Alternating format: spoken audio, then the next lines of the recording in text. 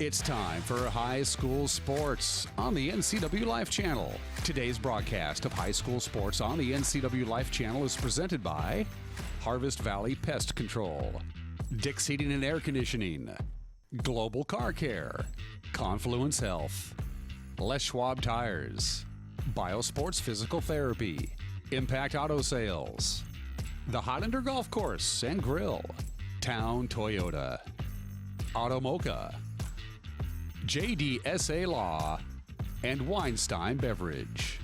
Now let's go live for all the action of tonight's coverage of high school sports on your home for local sports, the NCW Life Channel.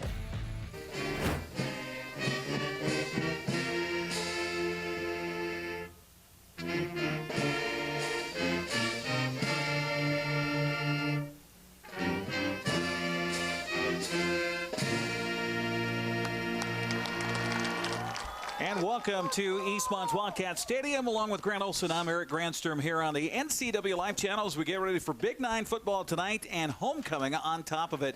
It's the Eastmont Wildcats, 5-0 on the season, ranked in the top 10 of the state of 4A football, depending on who you talk to as far as which the ranking is concerned. The Davis Pirates, meanwhile, in a rebuilding mode, and well, they're 3-2, Grant, and 1-0 in Big Nine play, and no, they still have a shot at a Big Nine title. Well, they really do. I mean, it's early in the season. Their losses to pretty good teams. Lewis and Clark out of Spokane, a very good team. They also lost to Kennewick, who's a good team this past week. But the thing about Davis, they're trying to find their way on offense, Eric. You and I talked about it a little bit earlier, but they made the move at quarterback to switch quarterback from a wide receiver to quarterback. Reyes will be the quarterback tonight, or I should say Valencia will be the quarterback tonight. They move Reyes out to a wide receiver, trying to find some rhythm on offense. No yards at all through the air. Most of the things they've done on the ground so far this season. They've got some athletes, though. Their second-year coach, Jay Dumas, has done what he could to go through up and down the hallways and find those athletes that are playing basketball and not playing football, and he convinced him to come on out and play some football. So that's been a big help for the athleticism on the Davis Pirates side. Meanwhile, the Eastmont Wildcats, look at the rushing attack that they have this year, Grant, and I assume we're going to see a lot of that ground and pound here tonight. Well, and Davis has had a hard time, Eric, so far this season stopping the run. They have given up over 175 yards on the ground every single game they've played this season. Meanwhile, Eastmont has the second leading rusher in the Big Nine, and Carson Talley, who's having just an outstanding season with 634 yards on the year and 5 touchdowns. He's averaging, Eric, 8 yards a carry, and I think we are going to see a lot of Carson Talley here early on. Well, the captains are out at center field. Our officials for tonight, the referee Mike Penning out there along with Ray Snoke, our umpire, and it looks like Eastmont will have the ball to start the football game here. So let's get our starting lineups brought to you by TC Slingers. If it's rock, bark, sand, or soil, there's no need for wheelbarrows, shovels, or rakes. They'll place the material for you. Let's take a look at the Eastmont offense. As we mentioned, coming in undefeated, and the Eastmont offense, number 4 in the Big Nine. They're doing well on the ground, not so much through the air, and that's going to come on the shoulders of Carson Everhart, the quarterback, 6'6", 195-pound senior. He's in the backfield along with Carson Talley, a 5'10", 180-pound senior.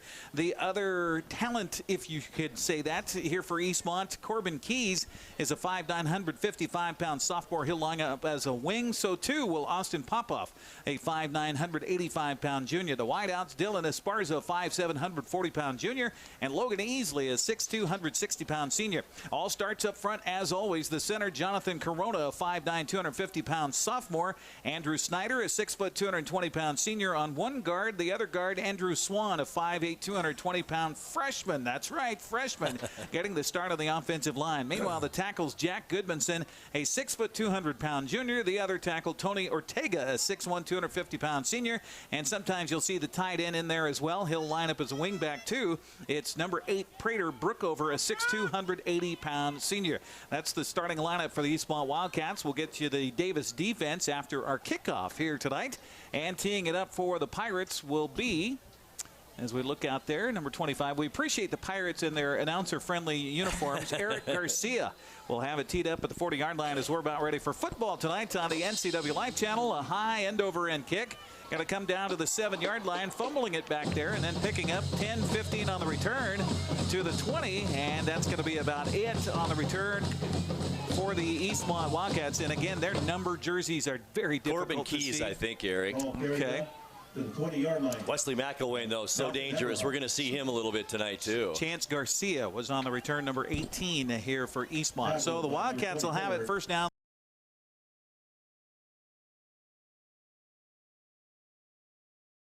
.11:51, the time that Eastmont takes the first possession of the ball game here in the first quarter. Everhart, the quarterback. He's got a man in motion from left to right, and Davis jumps off sides. That's number 68, Luis Guadardo, a 5'9", 185-pound junior, goes off sides. And, well, we saw a lot of laundry last week in our broadcast between Kashmir and Omak, and we start the game. We can't even start the game. We get a flag down. You know, it's been the theme of our season, Eric. I hate to say that. This is what, our 6th game, I think, this season, and we have seen a lot of penalties so far this year. So an easy 5 yards for Eastmont. It'll be 1st and 5 down from the 25-yard line as Everhart will send a man in motion. They'll just go with the same play, counter play inside, and it's Tally, I believe. They'll lean close to a first down, going to be about a yard short. Give him a gain of 4 yards on his first carry of the ball game. What do you think, how do you think teams prepare to defend the wing T, Eric? Not too many teams play it on offense, and it's hard to defend if you don't see it a lot and know all this movement. It's a really hard offense to kind of deal with. We ran a kind of a wing T when I was in high school, and what the defense does, what you should do is just tackle everybody. Right. Handoff again, bouncing outside. Tally to the 40-45, waiting for a block downfield as he cuts it back inside the 40 to the 36-yard line. And just like that, Grant, you talked about Davis having a hard time stopping the run.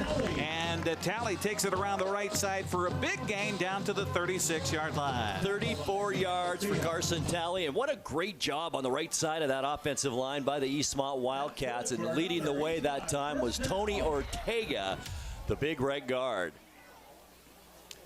So Eastmont with a first down into Davis territory. First possession of the ball game. In motion goes Tally. Everhart's going to throw it out of the flat. The ball off the hands of the intended receiver, Austin Popoff.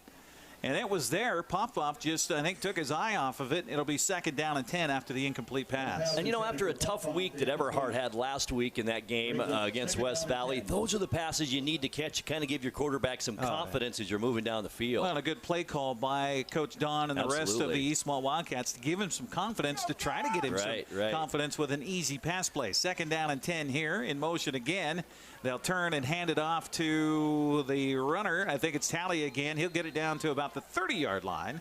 So a gain of 6 yards. And if you hand the ball off and get 6 yards every time, why would you go away from that? And doesn't he make it look so easy? He kind of jukes and jives at the line of scrimmage and then finds his opening. He's got enough speed and athletic ability to get a nice gain. Eric mentioned 6 yards on 2nd down. Makes a manageable 3rd and 4 here for the Wildcats. Logan Easley will split out wide to the left. They'll have a tight end. No tight end, 2 wing backs here. Yeah, the tight end is tight to the right here. Everhart sends Tally in motion, handoff, first man through, and Popoff is going to have a first down to the 25-yard line. Nice 5-yard gain for Austin Popoff, one of the 4 running backs in the top 10, as we mentioned, in the Big 9, and timeout for Eastmont. Boy, Michael Don not happy, so he's got everybody gathering up here. He is furious out there. He is. I'm not sure what he's not happy with the offensive line right now, it seems. Our broadcast tonight brought to you in part by Harvest Valley Pest Control. You can rest assured Harvest Valley Pest Control uses kid and pet safe material around your home or office. Call today for your free estimate. Let's get the defense here set up for you as we announce the starting lineups, brought to you by TC Slingers. Up front defensively, the tackles Jesus Martinez and Michael Davis. The defensive ends, Luis Guadardo and Cody Rodriguez. The linebackers, Malachi Cook, Edgar Carmona, and Nick Sosa. The corners are Marcus Cook and Micah Peterson. And the safeties, Jackson Kersinger and Miguel Ceja. Got a bunch of people going both ways, offensively and defensively, for the Pirates. We've seen Coach Mike Don a lot over the last few years, Eric. That's about as animated as I've ever seen him going out during a timeout. So he definitely had a message for his offense. Well, when I went and interviewed him, unfortunately we didn't get that on the air here prior to our broadcast tonight, but the other day he was happy about how the team was practicing, but as soon as they turned to load up the camera and take it away, he was screaming at those kids. Handoff inside to the 20. It's Carson Talley again down to the 15-yard line, and he's going to have enough for a first down for Eastmont. 11 yards just like that for Talley, but I'll tell you what, Everhart sold that. Carson Everhart, you have to be a master at this offense if you're a quarterback, because there is so much movement, and he made that look easy and gave Talley an easy 11-yard gain. So first down for the Wildcats inside the 15-yard line, ball right hash mark. As Everhart gets under center, puts a man in motion, going to turn, hand it to him, and that is Popoff again with the carry, and positive yardage again, maybe not quite so much, down to the 11, a gain of 3 yards. Well, it wears down a defense right away in this game. A drive like this, they're just going nose to nose on that offensive line against the defensive line of Davis, and that wears you down throughout the process and the game as it moves on. Ortega and Swan is whom they're running behind on that right side on those counter plays. Everhart looking at a second down and about 6 yards to go here as Eastmont with its first possession of the ball game. And again, Davis jumps in the neutral zone as it was Luis Guardado again jumping off sides, and Everhart with that bark up front drawing the defense. He's a senior too, Eric. You'd think a senior would be a little more disciplined than that. I don't say that he's not, because it's easy to do when it's a hard count like that, but that's second time here in this first quarter on this drive. 2 penalties, 10 yards for Davis. As the Wildcats now can open up the playbook a little bit, see if they go for a pass into the end zone here. Second down and 1 from the 6, man in motion. They're going to turn and pitch it out to him. Running around the left side, trying to get to the corner and into the end zone for the touchdown. It's Corbin Keys as Eastmont scores first. Beautiful fake once again, which was sold by Everhart at the line of scrimmage, and great blocking around the left side, especially a seal block by the wide receiver on that side allowed Keys to make that easy 6-yard touchdown run. Jack Goodmanson out there, the tackle, did a great job of getting outside to get that seal block, as we will now await the extra point here from Oscar Mago. He will kick out of the hold of Chance Garcia. The Wildcats saying they don't have enough bodies out there right now, and finally they're going to get a man to come off the bench, as it is Lane Keller who's going to come out there late just to get 11 out on the field. Snap is back, the spot is down, the kick away, and it is good. We will take a 30-second break and come back with 8:56 to go in the first quarter. Eastmont strikes first. They lead Davis 7-0. You're watching Big 9 football on the NCW Life Channel.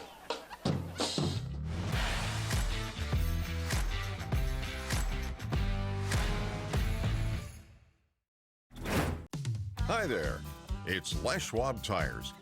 You know, we've been helping keep folks safe on the road around here since 1952. That's why you can save up to $152 on a set of 4 select light truck and SUV tires during our fall tire sale. All with a service you deserve, but just don't find other places. Swing by or book an appointment at leschwab.com. Les Schwab Tires, doing the right thing since 1952.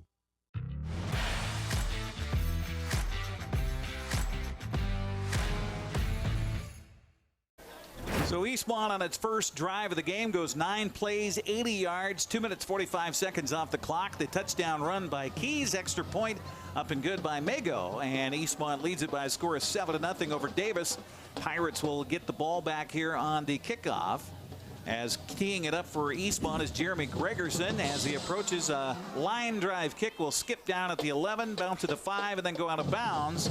And trickling away from the return man, Francisco Sanchez. And I'm sure not what Gregerson or the Eastmont coaching staff wanted there. It'll be first down for the Pirates at the 35-yard line. Well, what an impressive drive for Eastmont there, Eric. Even though Corbin Keys got the credit for the 6-yard touchdown run, that drive all Carson Talley. 4 carries, 55 yards on the first possession of the night. That bodes well for your rushing attack, doesn't it? Sure does. Well, I'll tell you, if Nate Blauman was not having a ridiculous career year for Wenatchee, I mean, Carson Talley would be the lead runner in the Big Nine. That's for absolutely. Sure. So here we go offensively. Up front, it's Jaime Valencia, the center. Zach Valencia is the quarterback, and he'll turn and hand it off. And right there is Eastmont as the Wildcats get pressure from Max Frazier, one of the first of many blue jerseys to squeeze through and knock him for a loss of 1. The carry by Raimundo Gutierrez. Not the way you want to start a drive, that's for sure. Down 7-0 already and lose about a half a yard on your first carry from scrimmage. Chilly nights here as fall has definitely arrived in north central Washington with some frost this week. The colors of the leaves changing. Gotta love October football. Fake the handoff. Now rolling out to his left, Valencia. Got some pressure. Now throws. The ball is tipped in the air. Oh, boy. Picked off. How did that not get picked off? Gregerson almost the beneficiary of the tip by Eastmont's Caleb Thomas. The ball falls incomplete. It'll be 3rd down and 11. I thought Thomas had it to begin with, and then the tip seemed easy, didn't it? It just maybe too easy that time for Gregerson. Almost seemed like it was in slow motion. So Valencia, who again, as we mentioned, moving to starting quarterback for the first time this season, will turn and fake the handoff.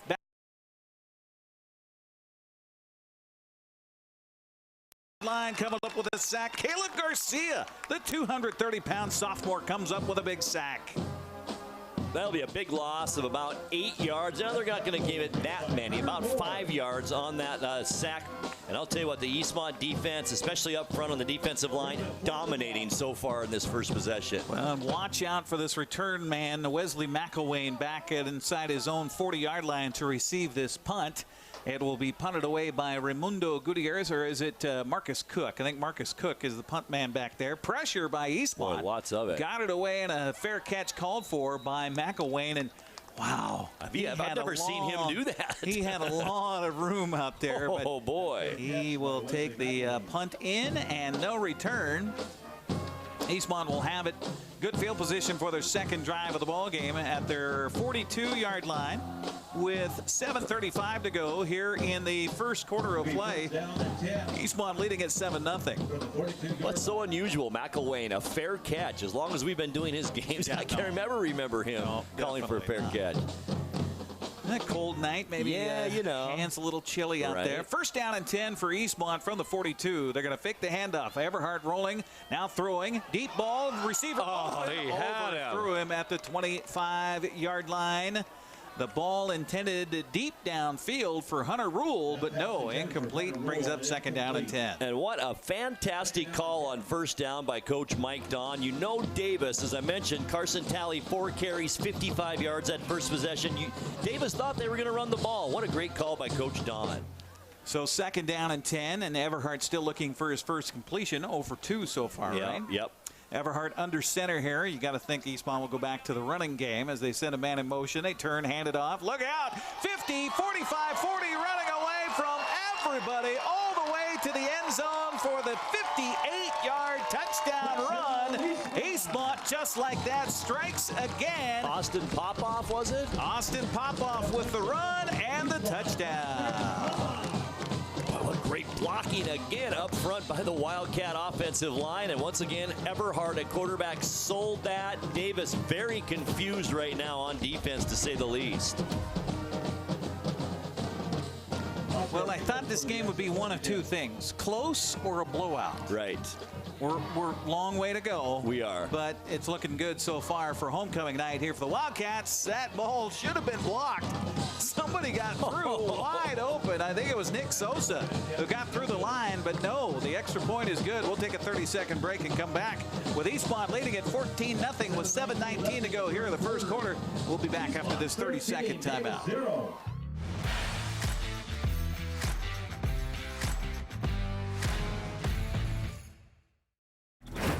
At Town Toyota, we believe in our community, and we're proud to support this broadcast of local sports. Town Toyota defines reliability and value in both its products and in the dealership itself. We are home to legendary products like the RAV4, Highlander, and Camry, not to mention Tundras and Tacoma trucks. Of course, we offer service for everything we sell and a great selection of pre-owned and certified vehicles as well. So enjoy the game and visit Town Toyota for all your automotive needs.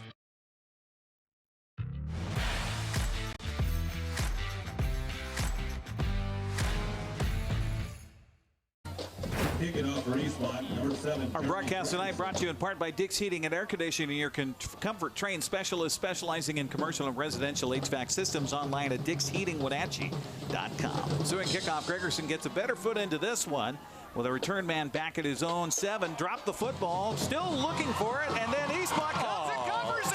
That's a 5-yard line. Boy, I'll tell you, I think it's Nick Sosa again, Eric. Had the chance to block the extra point on the other side of the ball, and then just couldn't find it on the ground. And what a break for the Wildcats, already up 13-0. How about that? Eastmont with a gift right there, and boy, you got to feel for that return man a little bit. You mishandle it, and then you're feeling the pressure of the elephants coming your way as it's a stampede. Eastmont, by the way, scored on 2 plays, 58 yards, the 58-yard run by Popov. Extra point made it a 14-0 game. And now a fumble recovery on a kickoff, on a, basically that would be a muffed kickoff. Eastmont has it at the 6-yard line, first down and 10, and go right up the middle. Everhart keeps it, almost got to the end zone. Sure did. Going to be shy, give him a gain of 5 yards down to the 1. Nice push up front once again. I think Eastmont knows they've got a huge advantage now on this offensive line compared to the defensive line of Davis, and they're going to take advantage of it right now. Did they call that extra point no good on that last touchdown? I still see 13-0 on the scoreboard here, but I thought it was good. I thought it was too, but it's only 13 on the scoreboard. Everhart, meanwhile, leaps into the air and leaps into the end zone. Touchdown, Wildcats. Well, he scored once on the ground last week, and that made up for a difficult night at West Valley through the air for Carson Everhart. 3 TDs on the ground now. Eastmont 10 carries on the night, 136 yards already, and we got 6:43 left in the first quarter. How about that? Well, it still says 19 on the board, which means it says 19 on our TV screen. So we'll go with 19, and that last extra point no good. This time the kick is on the way, and that is plenty good. We'll take a 30-second break and come back. It's all to Eastmont so far. 6:43 to go in the first. Eastmont leads Davis 20-0. You're watching Eastmont football on the NCW Live Channel.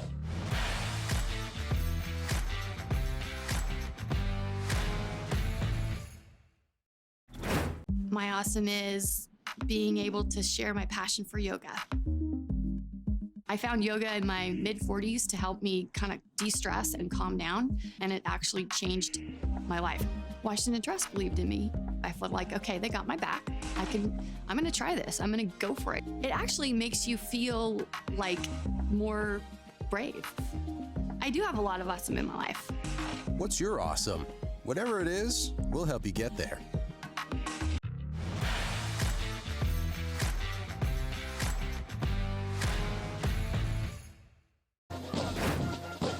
Well, just like that, the Eastmont Wildcats take advantage of a turnover, and we're thinking that it was Chance Garcia that recovered that muffed kickoff.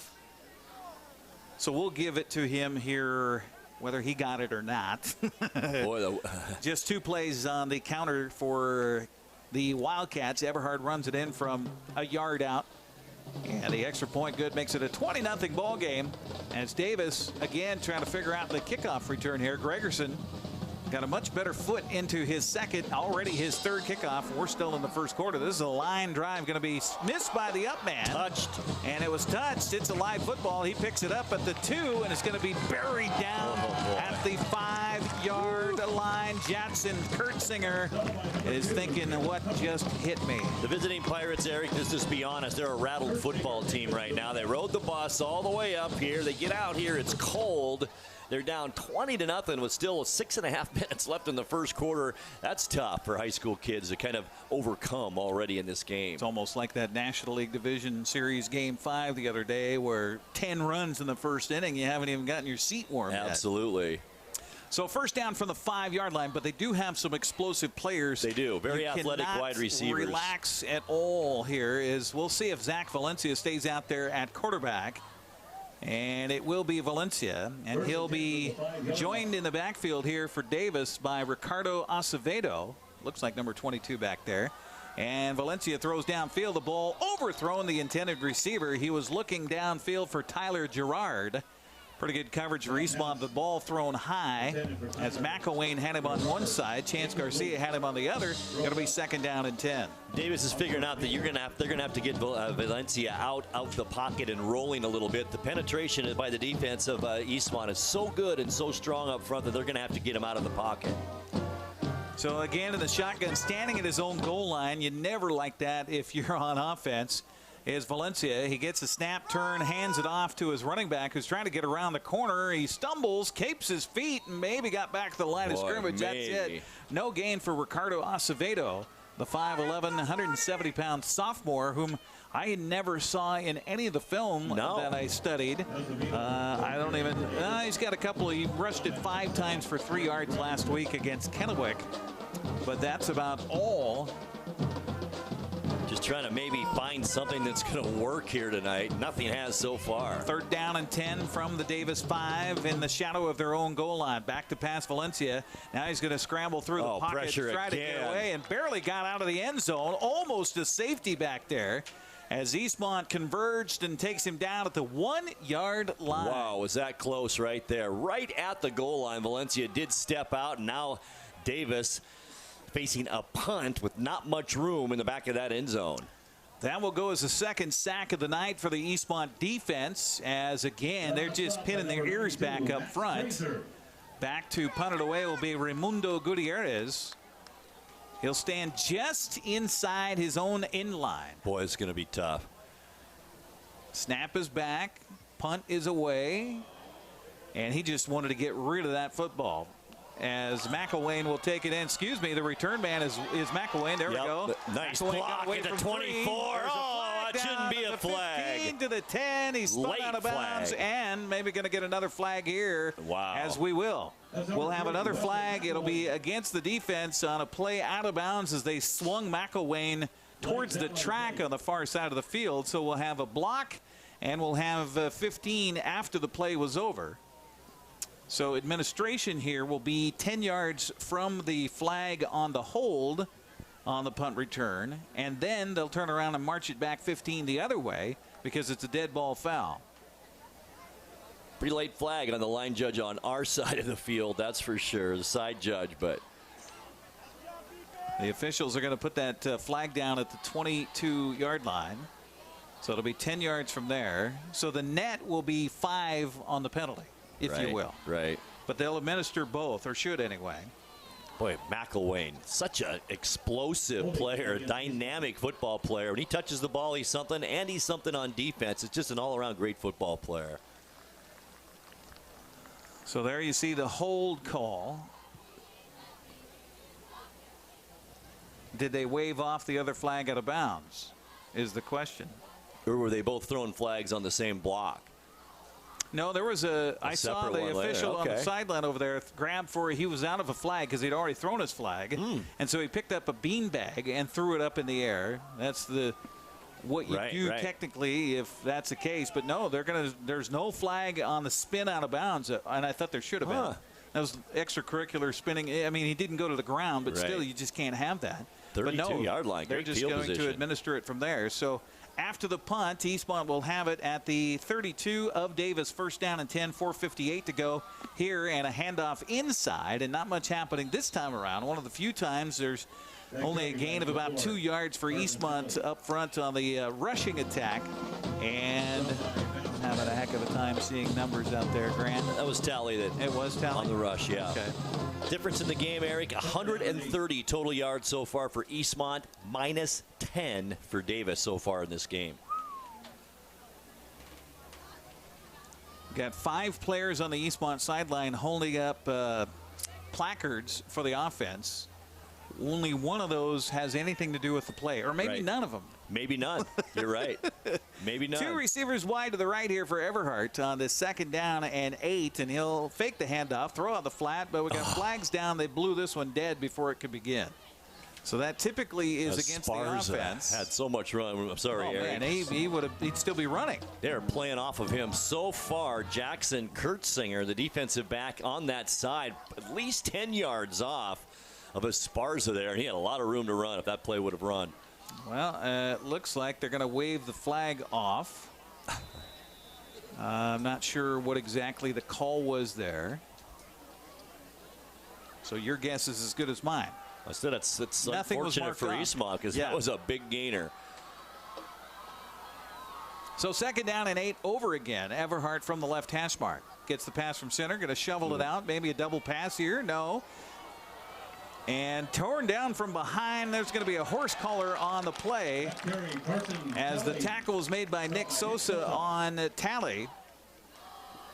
Talley gained only 2, but it'll be half the distance to the goal on the 15 yards on the horse collar.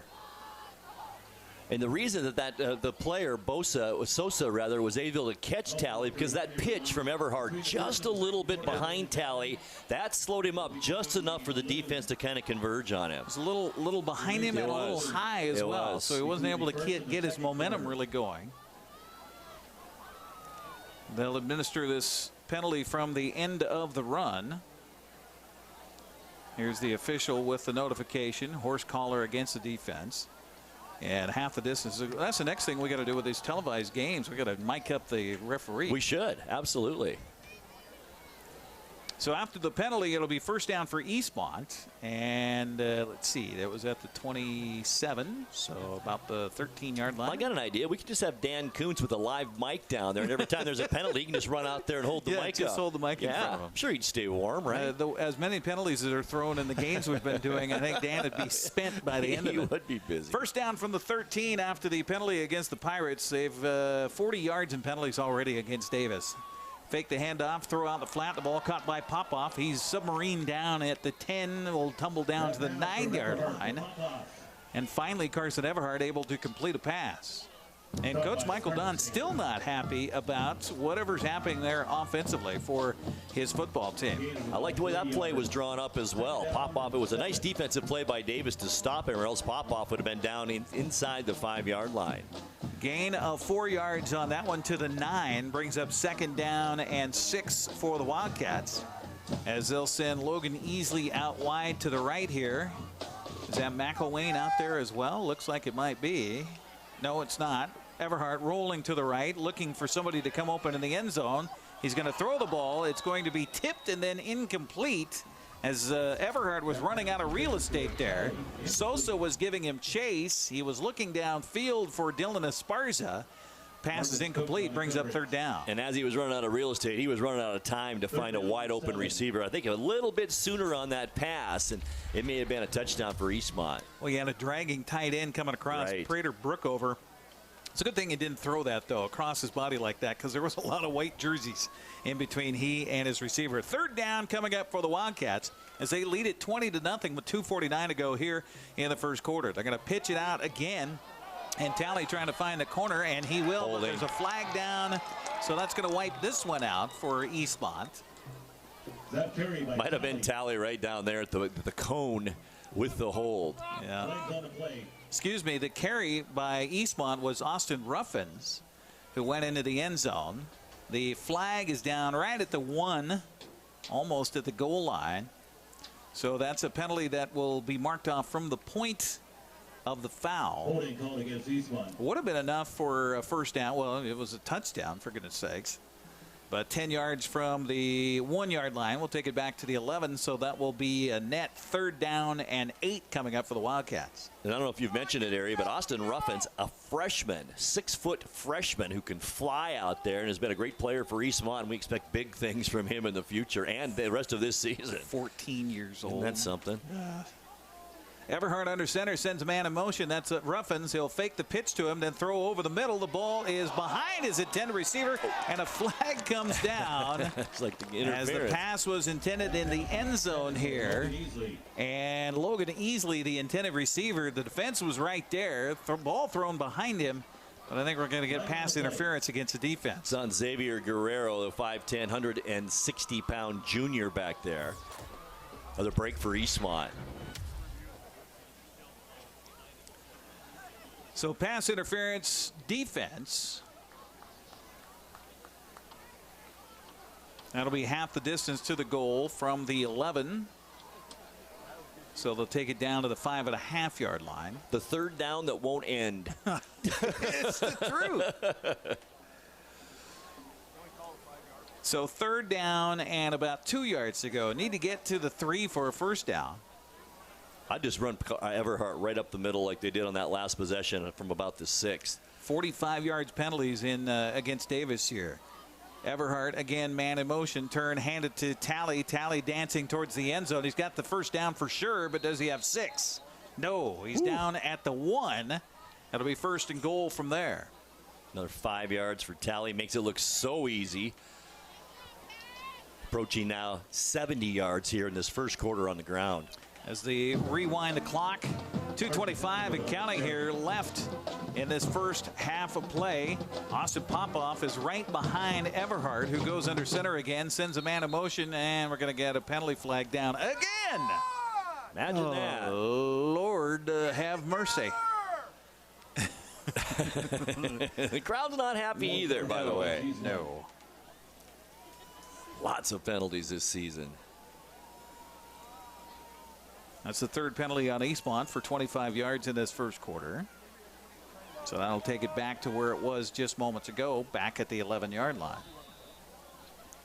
And first down over again from the 11, or from the 6, excuse me.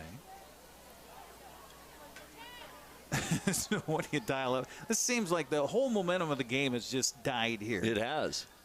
Ruffins gets the pitch, looking left, got a block, into the end zone, touchdown. 6 yards. Beautiful job of sealing the far side of the field, and Austin Ruffins going to be one of the easiest touchdowns he'll get.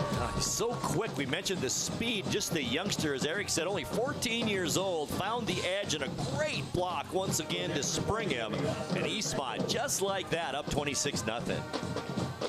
Austin Ruffins with his second touchdown of the season. By the way, Grant, he's got a 12.2-yard average every time he touches the ball. Now the extra point on the way, and it's good. We'll take a 30-second break and come back. You're watching Eastmont football as the Wildcats lead the Davis Pirates 26-0. We're back after this. In the first quarter.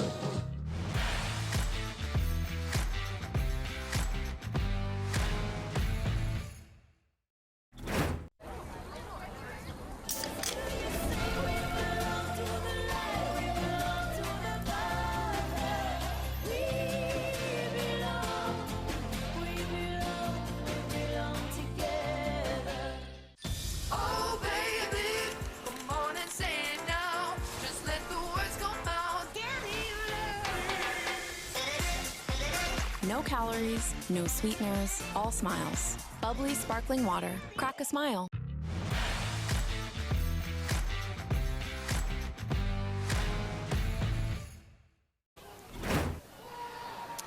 And they got the scoreboard right here. 27-0 our score. A 9-play, 32-yard drive after the short punt takes 3 minutes off the clock, and a lot of that was just because of penalties. Sure was. As there was, let's see, 1, 2, 3, 4 penalties on that drive.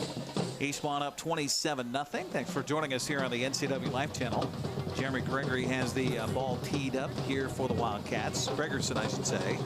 And the end-over-end kick is going to slide over towards out of bounds. And again, he'll kick it out of bounds. Our broadcast tonight on the NCW Life Channel brought to you by Global Car Care, a quality auto repair facility with highly trained technicians celebrating 25 years in the car care business. They speak your car's language at 1840 North Wenatchee Avenue. Also by Confluence Health, dedicated to improve their patients' health with safe, high-quality care in 12 communities throughout north central Washington. By the way, have we mentioned it's homecoming night tonight? I think we mentioned it, yeah.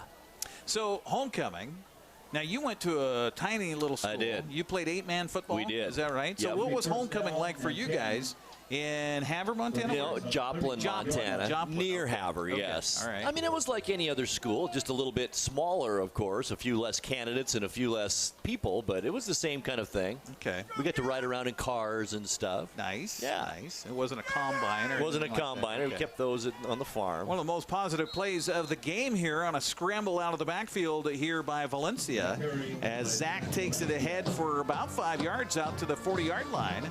It'll be second down and 5 from there. Well, he's been sacked twice for a -9, so now he's -4 on the ground so far for Valencia. They list Valencia at 5'11". That might be in tall cleats. I think so, too. Actually, they're going to put the ball out across the 40 to the 41. So I don't think he looks 170 either. I don't think so.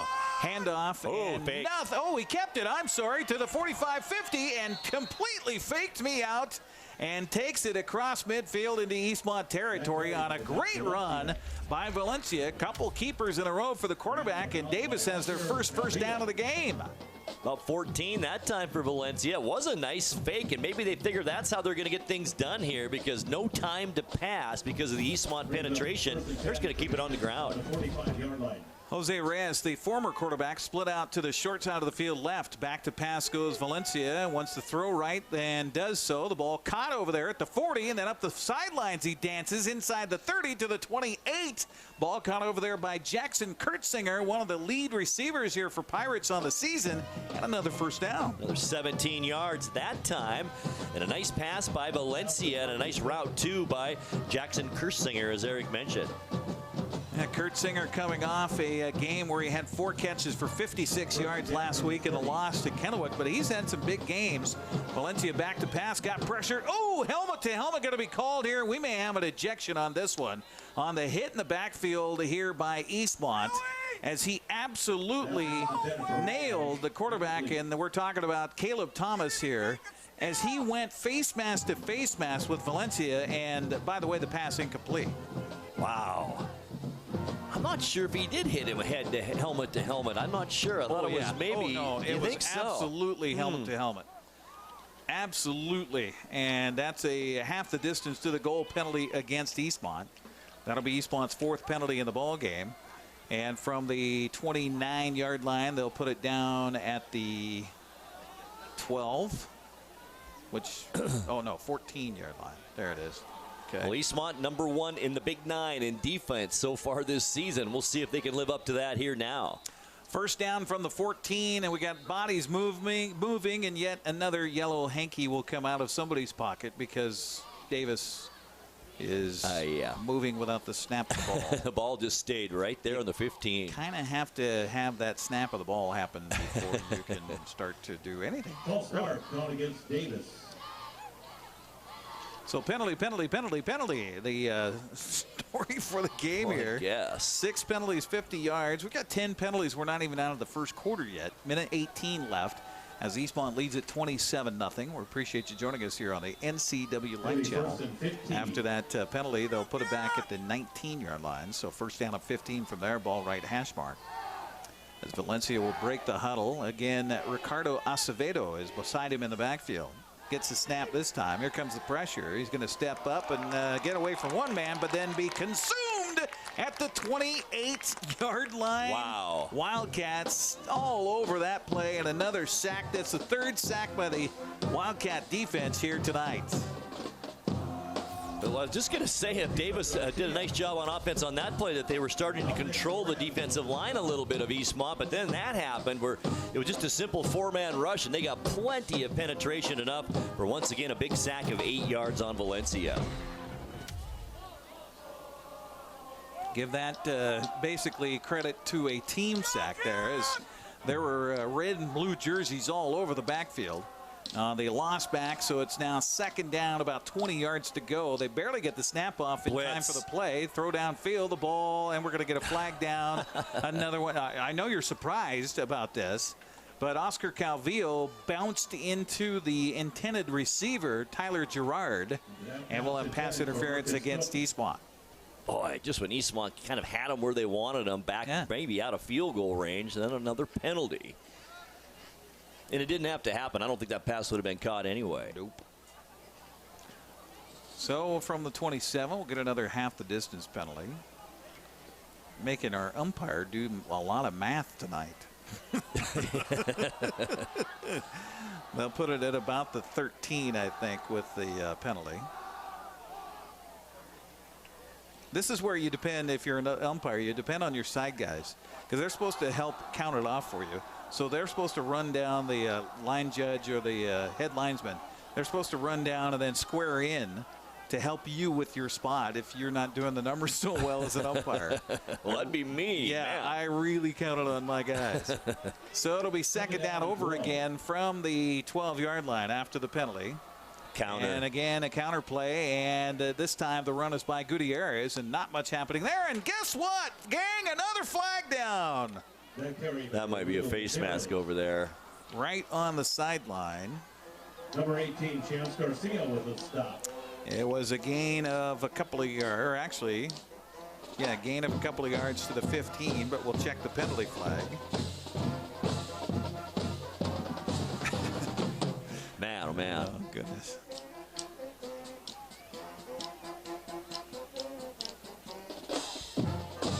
Everybody holding on while we wait for the officials to figure this one out. Our broadcast tonight brought to you by Les Schwab Tire Centers. Go online to leschwab.com to find a tire store near you. Be sure to check out their fall tire sale going on now. Picking it up. They're picking it up. Yep. Okay. No. Hold. Oh. Offsetting penalties. Hold against the offense, hold against the defense. Offsets. And so. Okay. So they replay the down. So the down does not count. The run will be wiped off by Gutierrez. And they'll have it second down and 12 again from the 17-yard line. Valencia waiting for the pass from center. Gets it. Now has pressure. Look out. And he's going to be taken down again. Another sack on the play for the Eastmont defense. And they'll put him outside the 25-yard line. And that time the sack will go to the Wildcats' Dominic Torres. Right. Such a great player. We talked about him earlier in this season. He's been quiet a little bit this season, but he's been playing a long time for these Wildcats. Started as a freshman, and he's a force out there when he really plays. We're going to take a break and send Dan Kuntz out to take away all the flags from the officials so we can play some football here. After this 30-second timeout, we're through one, 27-0 Eastmont on top. We're back after this.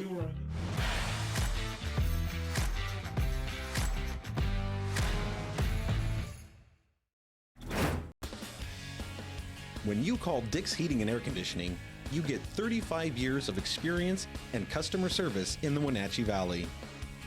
Dick's friendly staff strongly believe in repairing before replacing and service all major brands of HVAC units. Dick's Heating and Air Conditioning is your local, independent, trained comfort specialists, proudly serving all of North Central Washington. Call 884-6444 today.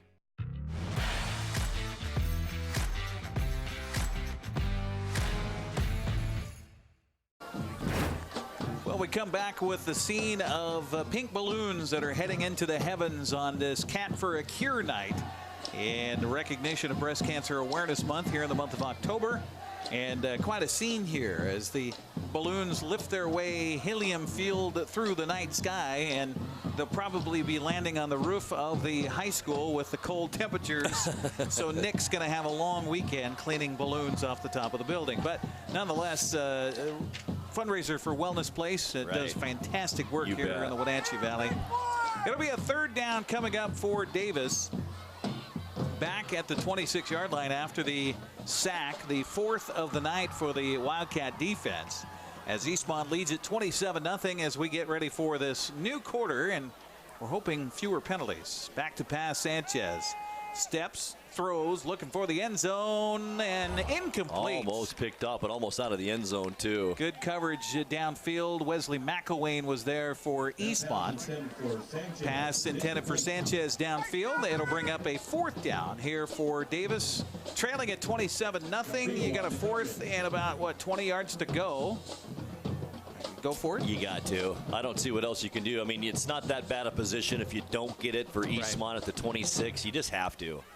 1 of 6 for Zach Valencia through the air, 17 yards in this first half. Valencia will again get the call from the sidelines. He's got 3 receivers left. I think you just throw it for the end zone here, maybe hope for a penalty, but no, we're going to get a timeout taken. And as the timeout is taken, we'll keep it right here. Our broadcast tonight brought to you in part by Impact Auto Sales. They strive to impact your life, not your wallet. You can expect a hassle-free car buying experience at Impact Auto Sales in Wenatchee. Also by Highlander Golf Course and Grill. Call the Pro Shop. Schedule your tee time on their Full Swing S4 widescreen golf simulator at 884-4653. Plan your next tournament or event today. I know a lot of people that do their Christmas parties up there at the Highlander, and they rent that room out. It's gorgeous. I was going to say, gorgeous. Grant, we're a little bit past golf season almost? Yeah, we're getting there. I went Sunday. It was beautiful. I was 2 over on the front 9, believe that. Not quite as good on the back. I was going to say, I hear that a lot. Man, the front 9. But the front 9's harder at Highlander. It's actually harder. Oh, that's where you're playing? Yeah. Oh, okay. Yeah. Everything's what I like about golf this time of year, off subject a little bit, it's beautiful conditions. The grass is green, everything's soft out there. It's a great time to play. For those who can play, that's the kind of weather you just go right at the pin. Yeah, that's right. Yeah. So Davis going to go right for the pin here, as I'm sure they would like to just stick it in the end zone for a touchdown. As they trail at 27-0, 4th down and 20 yards to go. Valencia fakes the handoff. Here comes the pressure again, and he's going to be dumped on his can at the 36-yard line. Eastmont again coming through. Logan Snyder, I think, with a big hit. Absolutely, and that'll be a turnover, and it will go over on downs to Eastmont. Well, you talked about, Grant, Eastmont being the #1 defense in the Big 9, and boy, they flexed their muscle there. They more than proved it right there on that possession, without a doubt. Nicely done.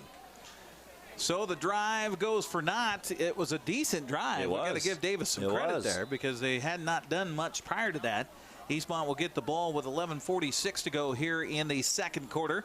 And a first down from their own 35-yard line. Everhart going to throw it. Throws downfield. The ball is well out of bounds, as he did not square his shoulders up too well. He was looking for Logan Easley about 10 yards downfield. Incomplete, brings up 2nd down and 10. That kind of got away from him. It looked like it might have slipped a little bit even out of his hands that time. Now he's 1 for 5 for only 3 yards as Everhart so far. He was 1 for 8 for negative yardage last week in the double overtime win over West Valley. And Coach Michael Don says, we were really lucky to get out of there with a win. I'll bet. That's a good win anytime on the road, though. 23-20 the score last week. 27-0 here. Pitch back. Talley looking for the corner. He puts his shoulder down and takes a man for a ride across the 40. What a run. Out to the 43-yard line. And kids, that's talking about hitting the weight room and doing some leg presses to get 8 yards when they're probably maybe a yard or 2 on the chance. You were exactly right, Eric. He shouldn't have got past at least the 32, 33-yard line, but it was pure strength and leg drive that got him up to the 42-yard line. Makes it 3rd and manageable here. They're going to put it at the 42, so 3rd and 3 coming up. Everhart rolling to his left. Right-handed quarterback will throw on the flat. The ball hits the offensive man and then is intercepted out of bounds.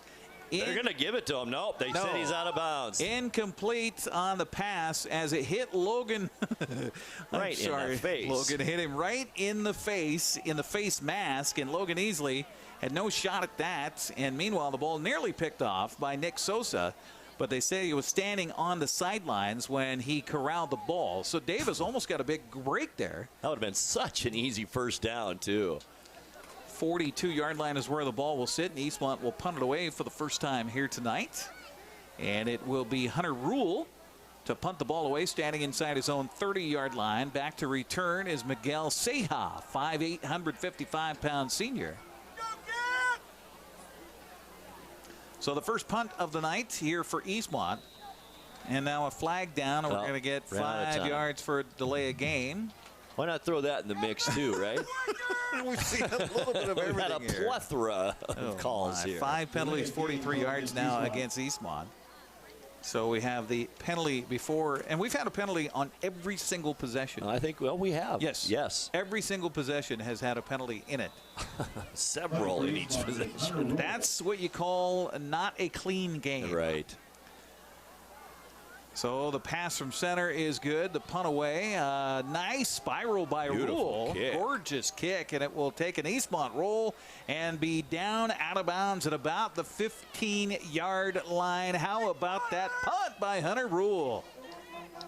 Man, it just kept climbing and climbing as it got some altitude. What a great kick by Rule. Eastmont's got it going on tonight without a doubt.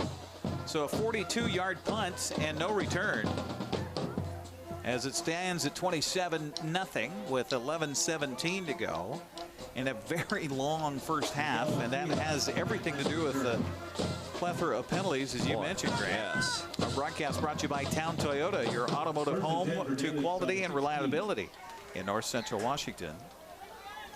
Valencia gonna keep it around the left side. Great fake again, as he'll get 6 yards around the left side on a first down run for Davis. So far, that's been all their offense, really, is that run by Valencia around the end. They had 2 plays on that last possession, one for 14 yards, one for 17 yards, and then it was all negative after that. Hey, if it works, why not? That's right. Eastmont biting on the fake inside on the little misdirection there. And then Valencia taking it around the corner. Second down and about 5 yards to go. Valencia wants to throw, throws over the middle. The ball is through the hands of the intended receiver. And now a little pushing and shoving going on, as it was intended for Nick Sosa. Went right through his hands, incomplete. Chilly night here, Grant, and I got to wonder if that had something to do with it. Coverage by Nathan Chang. Plus, Sosa's had a little bit of some tough luck here tonight, too. He bobbled that ball on the kickoff, gave Eastmont the ball at the 5-yard line. A little frustration then at the end of that play, too. Almost had the interception here on the sidelines. That's right. So 3rd down and 5 coming up, excuse me, for Valencia and the Pirates. Turn, handoff, a gap was there, and spinning down and going to be just shy of the first down. So going to put him down at about the 25-yard line. The carry was by Raimundo Gutierrez. The hole was there, but then it quickly just evaporated. Gutierrez only his 2nd carry in this first half. Only 3 yards on those 2 carries, but pretty good ball carrier the last couple of games. 4th down and 2, and punting situation, you would think. Although Valencia still, no, they're going to go for it. They're trailing at 27-0. Turn, handoff. No, he keeps it. Does Valencia, and slides down. He's not going to get it. He didn't have the first down. Nope. He slid short. He slid right at the line of scrimmage. Yep. Caleb Thomas is the stop. Man, he saw Thomas coming up. Caleb Thomas, he felt that pressure, and he just went into that quarterback slide mode and came up short. Look where Eastmont's going to get the ball at the 25-yard line. Over on downs for the 2nd time. He needed 2 and got 1. So it'll be first down for Eastmont at the Davis 25 with 10:23 to go. And I don't know, Grant, if you're Coach Don, you know, they had a couple of big runs in that first quarter, but the offense really hasn't done a lot. No, they really haven't. The passing game has been pretty much non-existent. It's been all on the ground. 4 touchdowns, 4 different ball carriers. We'll see what happens here as they send Popoff in motion. Handoff, Tally, and he is going to go into the end zone. Touchdown, no problem. 25 yards and a gallop. Boom. Carson Tally with the tally. Once again, that was so sold by Carson Everhart, the quarterback. Davis all bid on the fake pitch to the outside, as Tally was already 5 yards into the secondary of Davis. I think you and I could have scored on that one. I think we could have. Holy cow, that was a whole... Every player for Eastmont that has a carry tonight has a touchdown. How about that?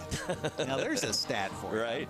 Mago with the extra point. It's on the way. The snap was a little bit high, but they did a good job of getting it down. No good. We got some pushing and shoving. No good. Okay, so wide right. We'll take a 30-second break and come back. 10-12 to go here in the first half. 33-0. Eastmont in charge. We're back after this.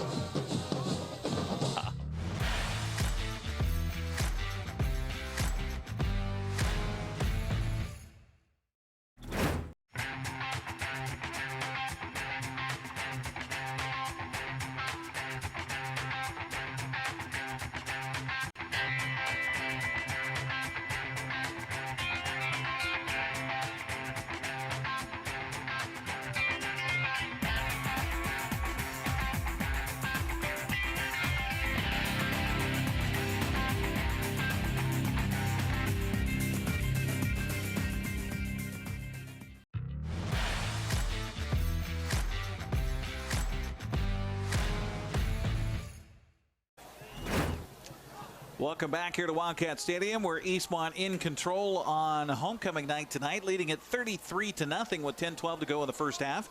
That drive, well, one play, 25 yards, 11 seconds, and Carson Talley taking it in for his second touchdown run of the night here for the Eastmont Wildcats. And Gregerson with the ensuing kickoff. Good kick this time. High under end at the 3-yard line on the return to the 10-15. Look out, there's a hole to the 25 and out to the 30-yard line.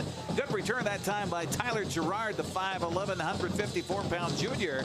Makes the gain all the way out to the 30. That's where Davis will have it first down. Special teams up front did a nice job of blowing that hole open for Gerard, and a nice run and some nice speed. And Davis now looks like one of the best field positions they've had for a starting drive so far this first half. We'll see if they stick with Zach Valencia. He's done well on those keepers, but that's about all the offense that Davis has been able to mount here. So what do you do, though, Eric? You put Reyes back at quarterback and see if that helps? Well, I don't know. They haven't gotten the ball out of the backfield on a pass play. We haven't even mentioned his name yet tonight. Nope. And Reyes, I don't even see him out on the field right now. He's not.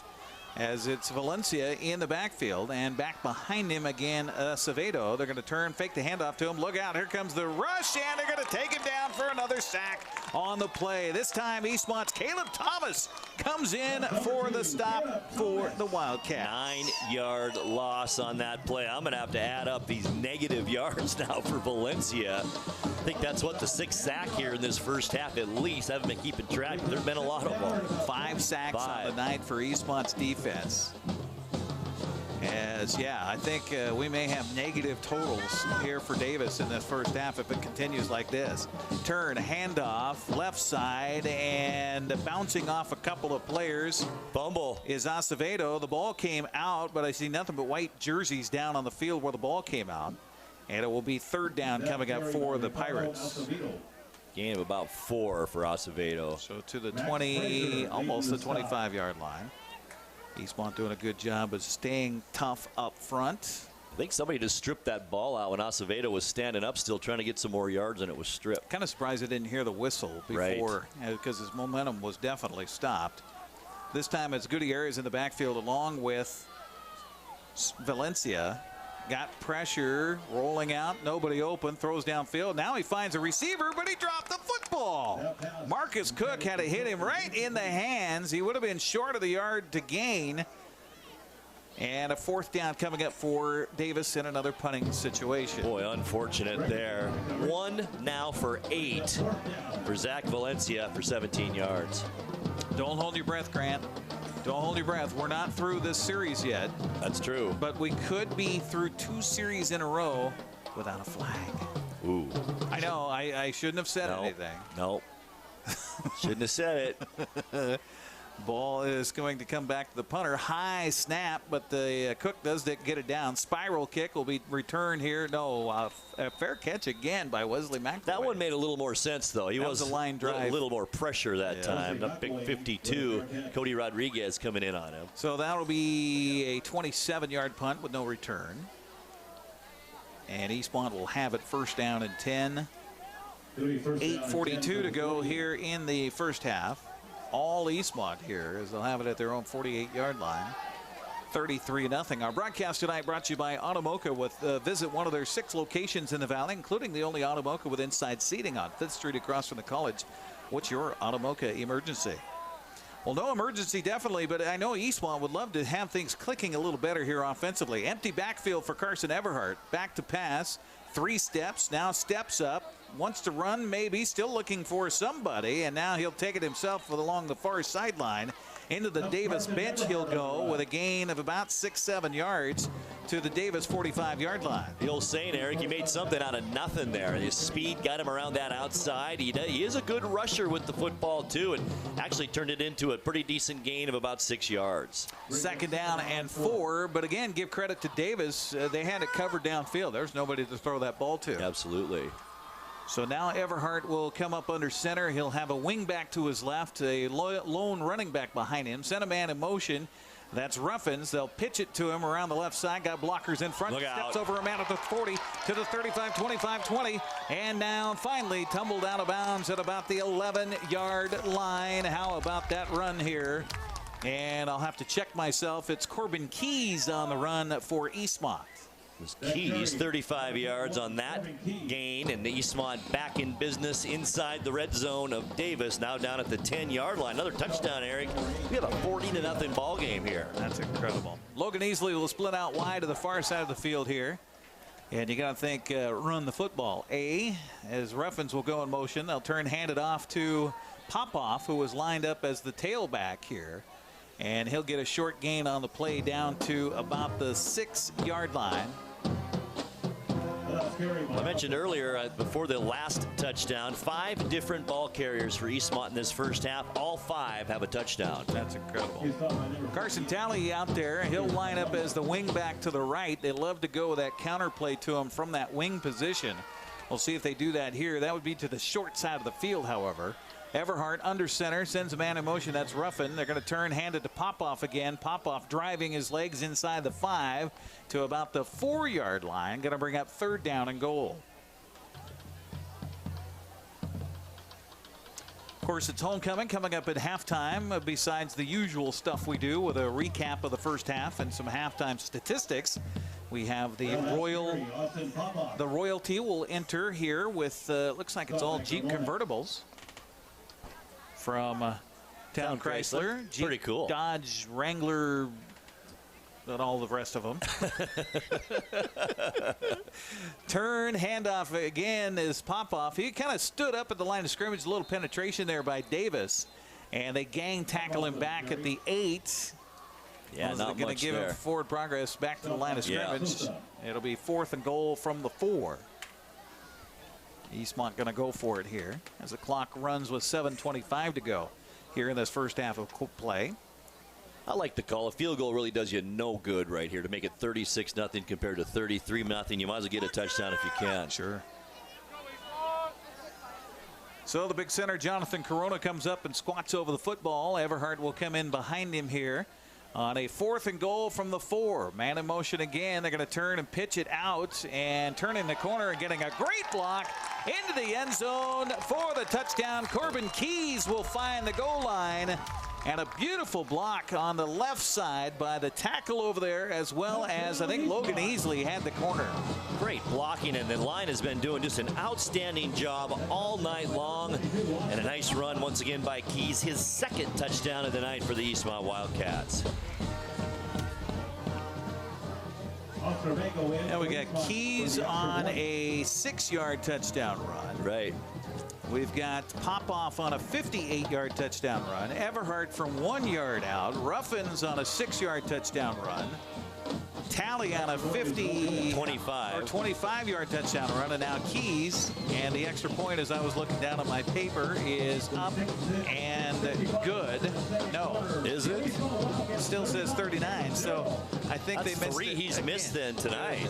That's the only thing that's gone wrong for Eastmont. We will take a 30-second break and come back. You're watching Eastmont football against Davis on the NCW Live channel.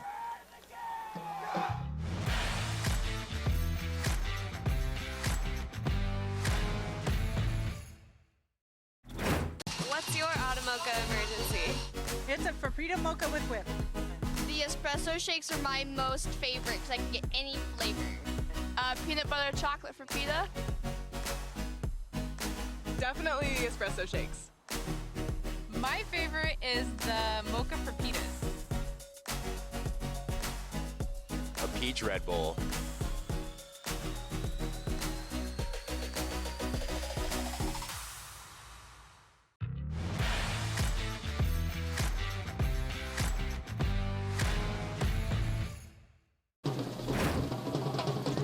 Welcome back once again here to Eastmont's Wildcat Stadium. All Wildcats here in this first half. The ensuing kickoff after a touchdown run by Corbin Keys, taken by the return man, who is belted at the 20-yard line. And that will be it for the return man. And I think that was Tyler Gerard again on the return here for Davis. Adrian Vivanco, he got full head of steam running down for Eastmont. He smacked him, as you said, Eric, right about the 23-yard line. So it'll be 21 is where they'll put the football down. 6:49 to go here in that first half of play. Davis gets the ball back and have not done much at all here offensively. Oh, man, Just One adding drive quickly into in my Eastmont head, territory. Eric, I think they have less than 20 yards, positive yards so far in this first half. Wow. So Zach Valencia and company will come out, and now it's really up to the coaching staff for Davis. This is the challenge when you get down like this. They fake the handoff, throw out the flat, the ball caught out there, and not much happening. Again, just stellar defense by Eastmont as the corner comes up on that side, and that was Calvillo, I think, over there on the stop after a short pass play to Gerard. Maybe a gain of 2 on the play. Well, that's where Jackson Kersinger, the receiver over there, needed to make that block and could have sprung Gerard for a few more yards, just missed that block on the Wildcat. 2nd down and 8. And a little misdirection in the backfield, and I think maybe a busted play almost. He will get positive yardage, will the ball carrier, as I think that's Gutierrez on the carry. It was out to the 25-yard line, gain of 2 yards. 3rd down and long here for Davis. They need 6 for a first down, as they'll send 2 receivers wide to the near side of the field right as Marcus Cook will come out. Valencia looks his way, turn, hands it off, and Acevedo, not much happening again. Got out to the 27, almost the 28-yard line before he spilled down there. It'll be a 4th down again here for Davis. Just a gain of 1 that time. Good play and good defense on the front line once again for the Wildcats, and they have been playing outstanding defense here in this first half. 4th down coming up for the Pirates. They've gone for it several times here so far, and it looks like they're going to go for it again. Again, trailing in this ball game 39-0. 4th down and call it 3 yards to go. Now he's going to drop back. Looks like he's going to put the ball away. High snap and a pooch kick, and it is not pretty as it will bounce at the 36, and that's where it will be down. That is a 9-yard punt. What would you expect? When it's going bad, it's going bad, and it is for the visiting Davis Pirates here so far in this first half. This might be one of the most dominating halves we've seen by a team, right, Eric, so far this season, by anyone that we've covered. Well, aside from maybe Wenatchee against Mount Rouge. Well, that is, yeah. Right. So Eastmont gets the ball back. 4:59 to go here in the first half. Looking for more here. Our broadcast brought to you by JDSA Attorneys, delivering quality and innovative legal services to North Central Washington since 1946. Online at jdsalaw.com. Back to pass. Everhart looking downfield, throws the ball, is caught, and then a free man up there on the far sideline inside the 15 to about the 13-yard line. See who the catch was made over there. Is Logan Easley on the pitch and catch. The defender came flying by, and that allowed Easley to just march up the sidelines after the catch. Nice 23-yard gain. And boy, Carson Everhart, Eric, needed that completion. Up until this point, only a 3-yard completion. That was big for Everhart. Second completion of the night sends Talley in motion, handoff inside. And Davis is there to stand up the ball carrier, as it was Popoff with the carry. Not much happening inside that time. Better job by Davis defensively, as they'll give him a gain of a yard down to the 12. Outside has been Eastmont's bread and butter in this first half. They have had some big plays in the inside, but Davis kind of keen on that right now, and outside is their key. Everhart comes all the way over to the sideline to get the play from his coach, and then comes back with 10 on the play clock as he lines them up here on 2nd down and 8 from the 12. Motion man again. They'll turn, fake the handoff, and hand it off inside to Popoff. But here's another flag. Boy, we've gone this whole second quarter without a flag. Wow, we really have. I was feeling like we had finally eradicated the problems with the yellow hankies, but no, holding against Eastmont. This one's coming back. Boy, that was right at the first down stick, too. Penalty against Eastmont. They're 6th of the game for 53 yards. 6 against Davis for 50 yards. So we've had 103 yards in penalties here tonight. Well, if it's there, you got to call it. That's as far as the officiating crew is concerned. That's true. They're not the ones committing the penalties. No, absolutely not. You just cannot gain an unfair advantage by doing something illegally. That's called not getting the ball or not getting a gain in clean hands. And so it'll be 2nd down and 20 for the Wildcats out of the 22 of Davis. Everhart will send a man of motion, handoff again inside, and there's Davis again coming up with a stop. Good job defensively that time around for the Pirates by Talon Diaz, who comes in and stuffs the play. It was Popoff on the carry down to the 20, a gain of just 2 yards. There's Kean on that inside run right now. There's no doubt about that. Something should pop around the outside. Well, Eastmont's had some success. In fact, of their 5 touchdowns, 3 of which have come around the outside. Right.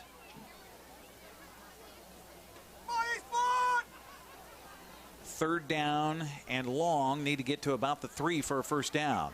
They're going to turn and hand it to Talley. Good blocking inside this time for Carson Talley. He'll take it inside the 10 to about the 9-yard line. Bring up a 4th down from there, and it looks like the Wildcats going to kick it. Davis player slow to get up, Eric. It's Miguel Ceja. One of many two-way players here for the Pirates, and we're going to get a timeout taken by Davis as they help Ceja get off on the far sideline. Our broadcast tonight brought to you by Weinstein Beverage Company, a family-owned business proud to support local high school teams. Find them on Facebook and follow them on Instagram. They're also on the web at WeinsteinBeverage.com. Tell you what, this Davis team is a beat team right now, Eric. Ceja wasn't the only player limping to the sideline. I saw 2 others that are just hardly could get off the field. They are a wore-out defense right now.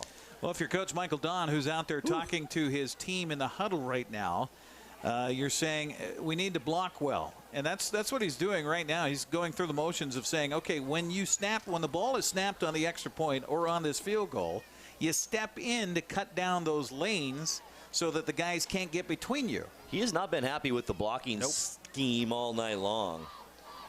So that's exactly what Coach Michael Don is talking about as he leaves the huddle and heads towards the sideline. And meanwhile, his club will head out there. And I think this is about getting it right, because they haven't gotten a kick basically right for most of their extra points here. Missed 3 of them, right? Yeah. Of the 5. Yep.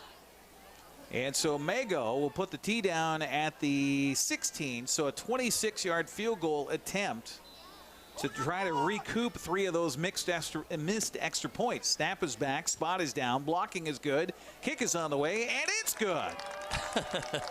He made up for him. 26-yard field goal is good. We'll take a 30-second break and come back with 2:22 to go here in the first half. 42-0 Eastmont on top. We're back after this.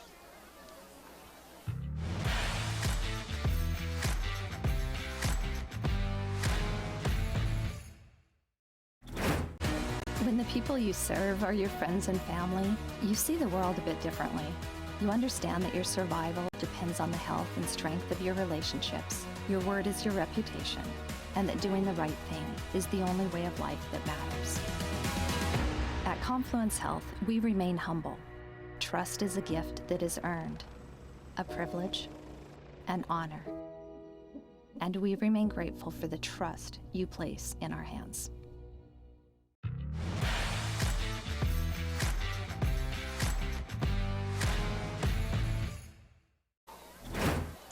Well, as we went to a commercial break, you probably saw the clock was running, and the officials are now trying to rectify that, as they do have it back at 2:26 to go here in the first half of play. The 26-yard field goal by Mago makes it a 42-0 football game. Never expected this, Eric, that's for sure. Gregerson with the kickoff. And the return man at the 9 to the 10 to the 15 and 20, and that's where he is hog-tied and brought down. Again, Tyler Gerard, I believe, on the return here for Davis. And the Pirates on that bus trip heading home, there's going to be lots of bags of ice applied to various limbs, and it will probably be a very quiet bus ride after they have been mauled in this first half. Man, that's a great way to put it too, Eric. They have been thoroughly dominated on both sides of the ball and special teams, really. Eastmont has just played an outstanding game, and what a rebound after kind of a weak performance last week down in Yakima at West Valley. They have sure responded this week at home. And that was our conversation. What would happen this week? How would Eastmont respond? It's homecoming week. There's a lot of distractions that can happen, but that's what Coach Michael Don said too, is that he actually liked the fact that they had an up-and-comer last week, and barely got out of that game with a win. And here's another sack going to be had here by the Eastmont defense as they will take down the quarterback Valencia for their 6th sack of the night back inside the 15 at the 14-yard line.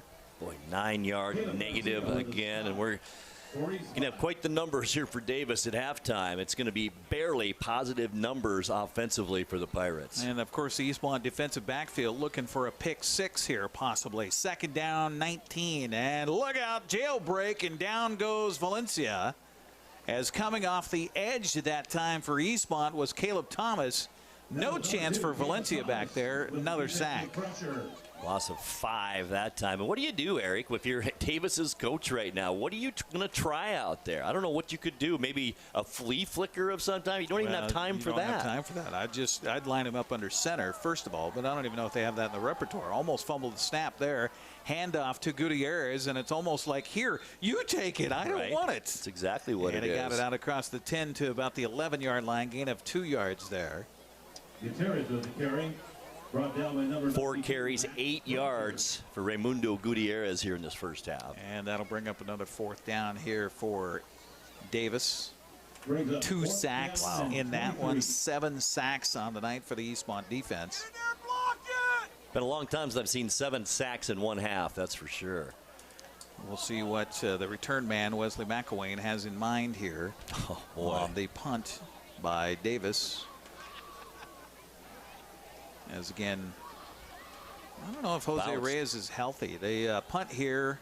They got it out quickly. It hits the back of one of the Davis Pirates and will stop at the 40-yard line. They're going to throw a flag here at the end of it. Sosa and Caleb Thomas, a little bit of extracurricular right in front of the Eastmont bench. Caleb Thomas has had a couple of things here tonight that were a little questionable. As he comes over to the sideline, Coach Michael Don gives him a couple of quick words. And it's 42-0. You don't need to have any kind of extracurricular in this kind of game. Nope. So we'll see who the penalty is on. If it maybe is offsetting, we'll see about that. Over 100 yards in penalties here in this first half against both ball clubs. Total. Our referee tonight, Mike Penning, who's been a busy guy here, will come out and tell us it is a personal foul against Eastmont and a dead ball, unsportsmanlike against Eastmont. So that would be 30 yards in penalties because one is a live ball foul and one is a dead ball foul. Wow. Wow, that is huge. Here comes Coach Don over. Probably for a word. 83 yards in penalties here against Eastmont in this first half. And I know his club is up 42-0, but I can't imagine Michael Don would be happy at all here at halftime about how this first half has gone. Not at all. He's obviously been demonstrative in his displeasure with some things that have happened blocking in that first half. 26.6 seconds. Everhart's just going to go in the victory formation, and we'll head to halftime and get ready for the homecoming festivities here at half. Everhart takes a snap, and it's one of the only times in this first half that Eastmont has a negative play, because Everhart gave himself up. And that will be the end of the half. And Eastmont leading it 42-0, trying to remain unbeaten. It's looking good for the Cats right now as they are ready to celebrate the rest of homecoming. And the big question in the second half will be keeping your cool in a game like this. We'll take a 2-minute break and come back, get you ready for halftime festivities here at Eastmont High School as the Wildcats have gone out to a 42-0 lead over Davis. We're back after this.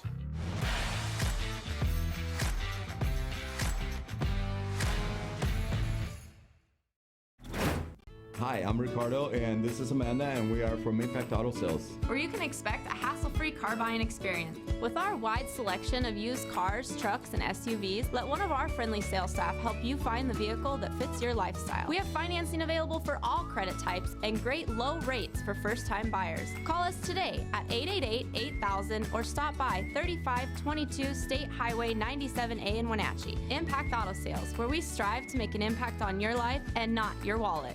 My name is Brian Thorpe. I own Global Car Care in Wenatchee and have been here for about 25 years. Brian started Global Car Care as Brian's automotive alternative on Orondo Street. Some customers were following Brian since Brian's automotive time.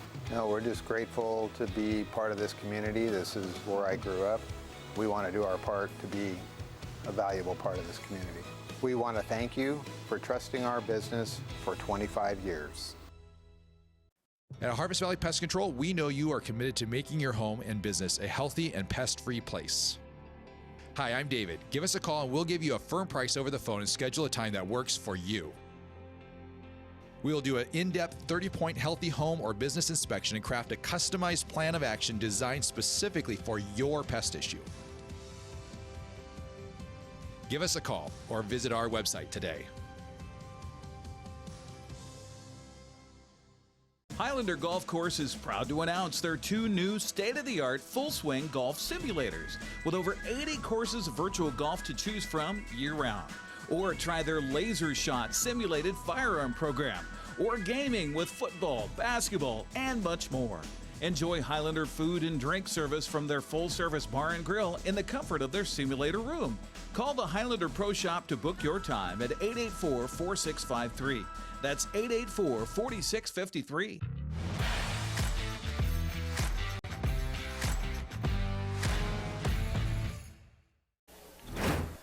Welcome back here at halftime of homecoming night for the Eastmont Wildcats as they lead the Davis Pirates by a score of 42-0.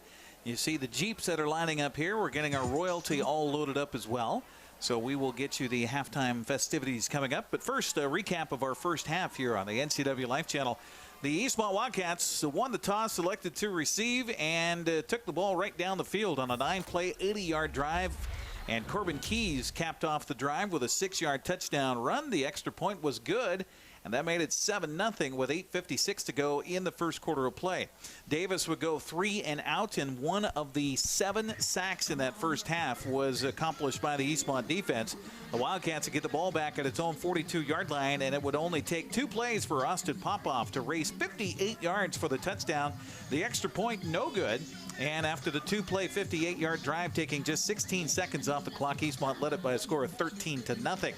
The ensuing kickoff would be fumbled away by Davis, and Eastmont would recover as Garcia got the ball at the Davis 6-yard line, and Carson Everhart would run it in from a yard out 2 plays later to make it a 20-0 ball game as Eastmont was on top.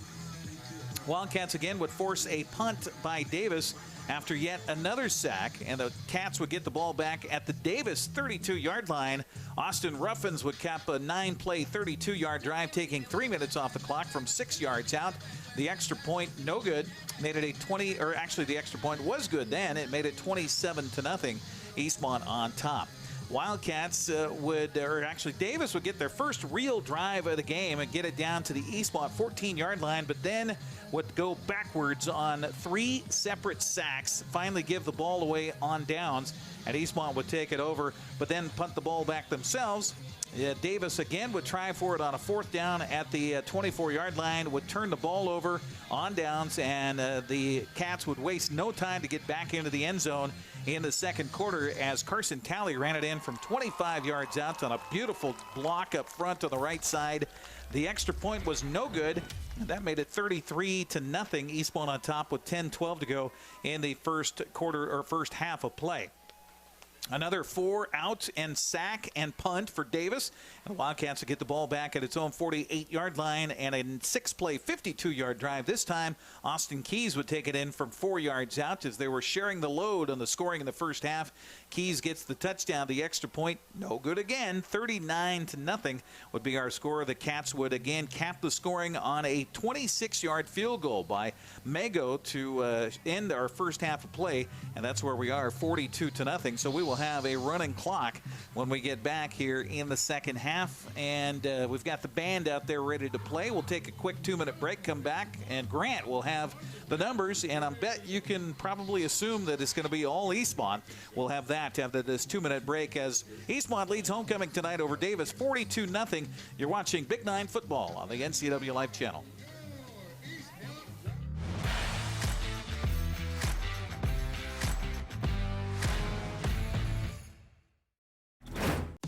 Hi there, it's Les Schwab Tires.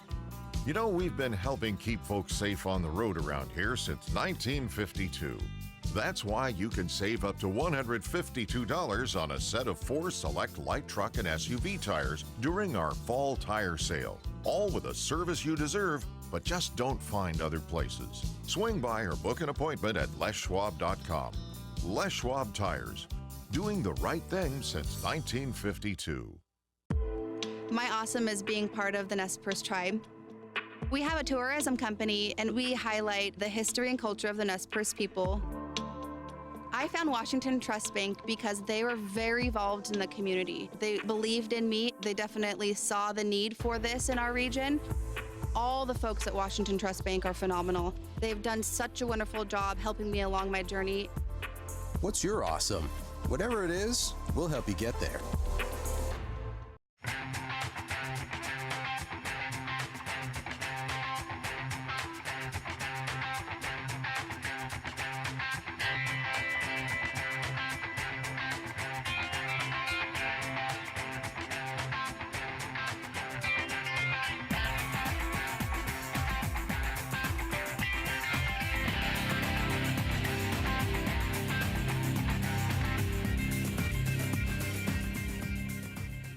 JDSA Law is a proud sponsor of these local sports broadcasts. They've been serving North Central and Eastern Washington since 1946. For over 70 years, their team of dedicated professionals has delivered quality, innovative legal services. JDSA Law partners with you to provide the finest legal advice and support as you navigate your personal and business challenges, risks, and accomplishments. At JDSA Law, they salute our local athletes and wish them well on another excellent season of competition.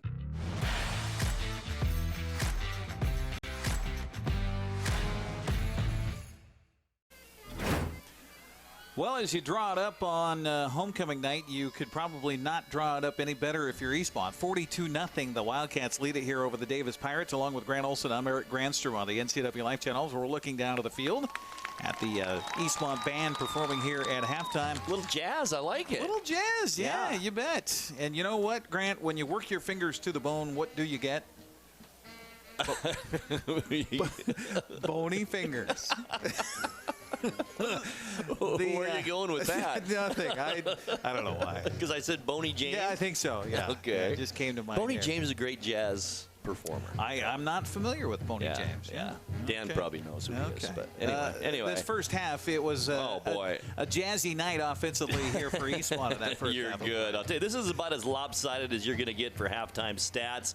We will begin with the Davis Pirates. On the ground, Raimundo Gutierrez, 4 carries, 8 yards.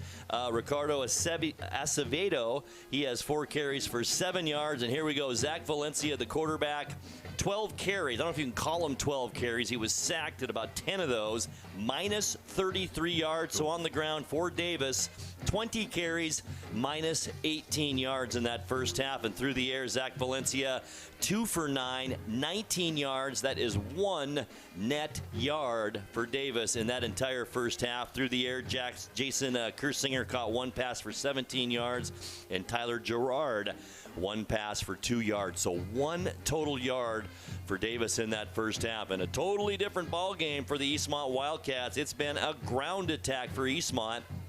First of all, Carson Talley, 10 carries, 108 yards in that first half and 1 touchdown. Austin Popoff had 8 carries for 77 yards and a touchdown. Corbin Keys, 3 carries, 45 yards, 2 touchdowns for Keys in that first half. The freshman, Austin Ruffins, he had 1 carry for 6 yards and a touchdown. Carson Everhart, he had 3 carries, 12 yards and a touchdown. That's 25 carries on the ground for Eastmont, 248 yards on the ground in that first half. Through the air, not a whole lot of success once again for Carson Everhart. 2 for 7 in the first half for 26 yards, and total yards for Eastmont then in that first half, 274. Total yards for Davis, 1. Ouch. It's been a while since I've heard that. Yeah, absolutely. And If you're the coaching staff for Eastmont, we chronicled the fact that Michael Don was not happy about a lot of things in the first half. I know he's also not happy about being penalized 8 times for 83 yards in that first half unofficially. 6 penalties, 50 yards whistled against the Davis Pirates. But again, negative plays, 7 sacks for the Eastmont defense in that first half of play. And somebody have to dive into the archives there. I probably imagine that that's a record of some it's got to be. Absolutely. As the Eastmont band continues to play. Let's listen in and let's watch for the halftime festivities here at Homecoming, where the Eastmont Wildcats celebrating a 42-0 lead over Davis. Here's the Eastmont Marching Band.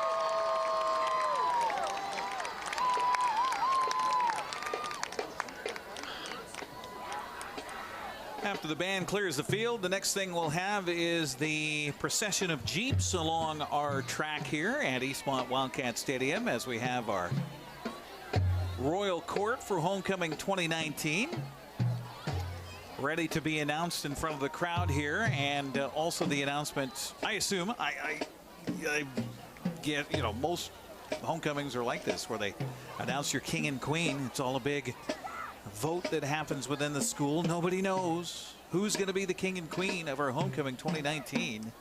We'll find out coming up here in just a few moments on the NCW Life Channel.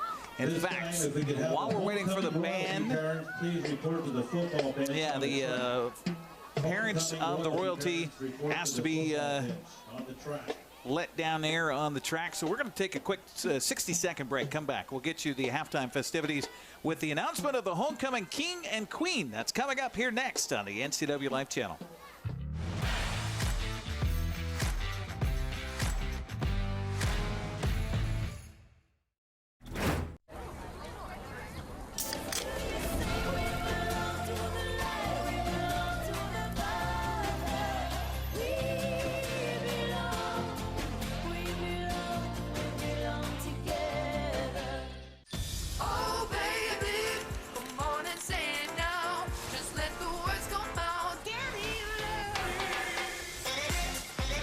No calories, no sweeteners, all smiles. Bubbly sparkling water. Crack a smile.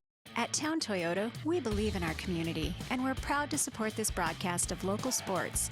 Town Toyota defines reliability and value in both its products and in the dealership itself. We are home to legendary products like the RAV4, Highlander, and Camry, not to mention Tundras and Tacoma trucks. Of course, we offer service for everything we sell and a great selection of pre-owned and certified vehicles as well. So enjoy the game and visit Town Toyota for all your automotive needs.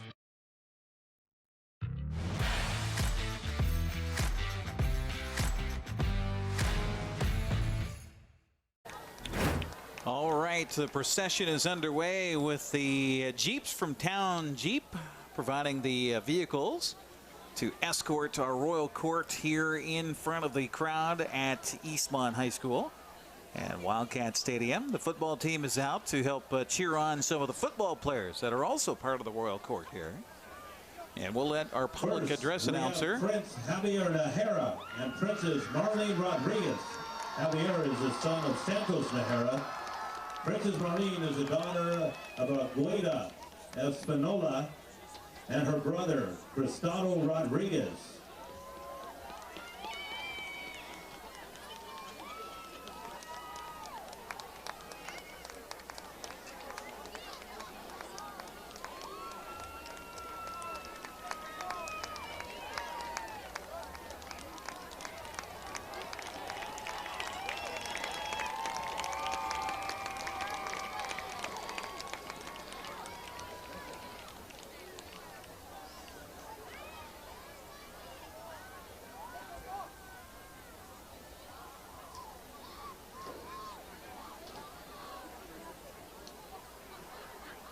Yeah, getting out of the back of the Jeep, a little challenge with that dress, that's for sure. And a nice job by the gentleman to be a gentleman to help her out.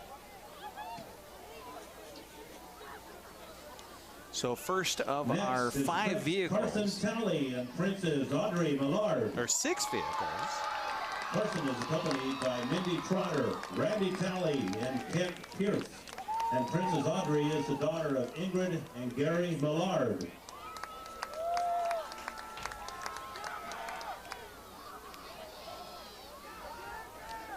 So now we got Carson Talley in the Jeep that's coming towards us here.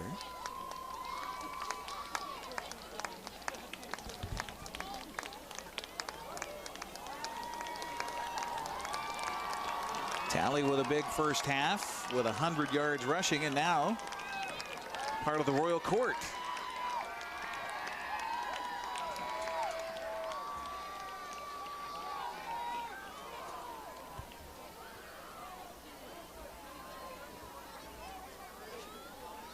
Oh, don't get your heel hung up on your dress and cause an accident here.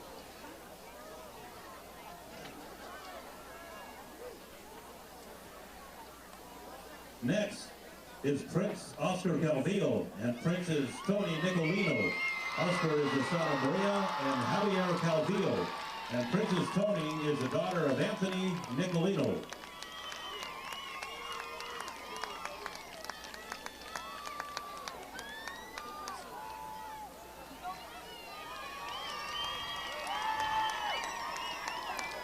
So here you have a football player and a volleyball player in the next Jeep, the Rubicon. Again, Town, Chrysler, Jeep, Dodge providing our vehicles here tonight. They work out great, those Jeeps, don't they? Yeah. Again, I'm just worried about the dismount. Look at that gentleman, Oscar Calvillo. There we go. There we go. That's Next nice. is Prince Adrian Vivanco and Princess Sheila Cardenas. So, Grant, were you homecoming? I almost said queen.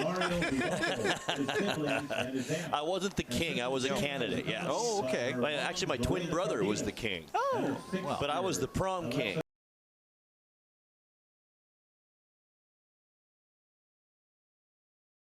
Yeah, so it was a different deal.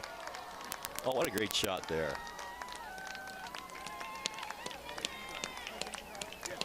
And the Town group, of course, always showing their support of the community and providing the vehicles here tonight to escort the Royal Court.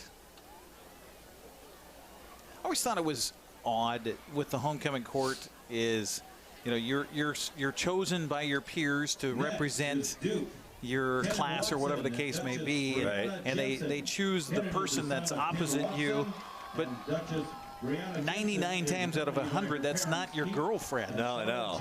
So no. It's a little, you know, a little. It is.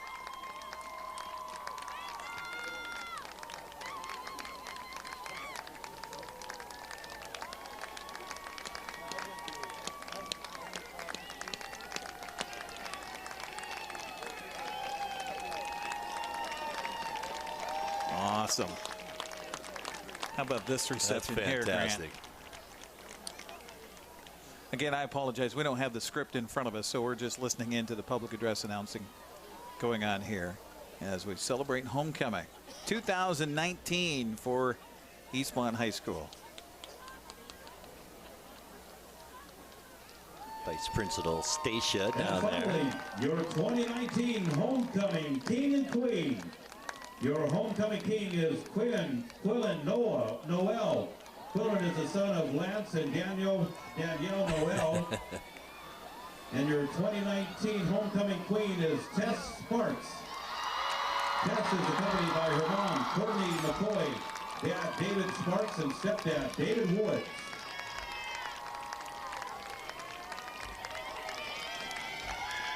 He got the wave down, doesn't he, Eric? He does.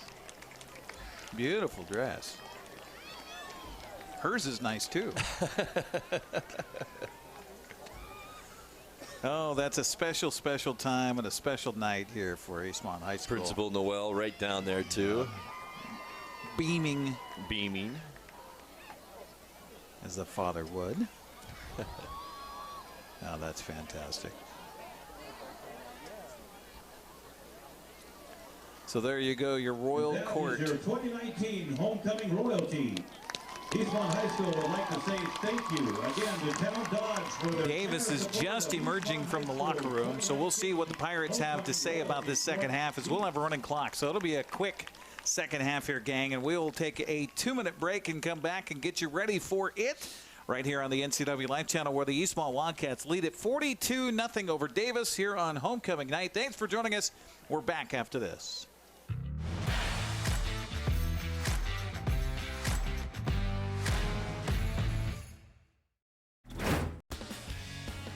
When you call Dick's Heating and Air Conditioning, you get 35 years of experience and customer service in the Wenatchee Valley.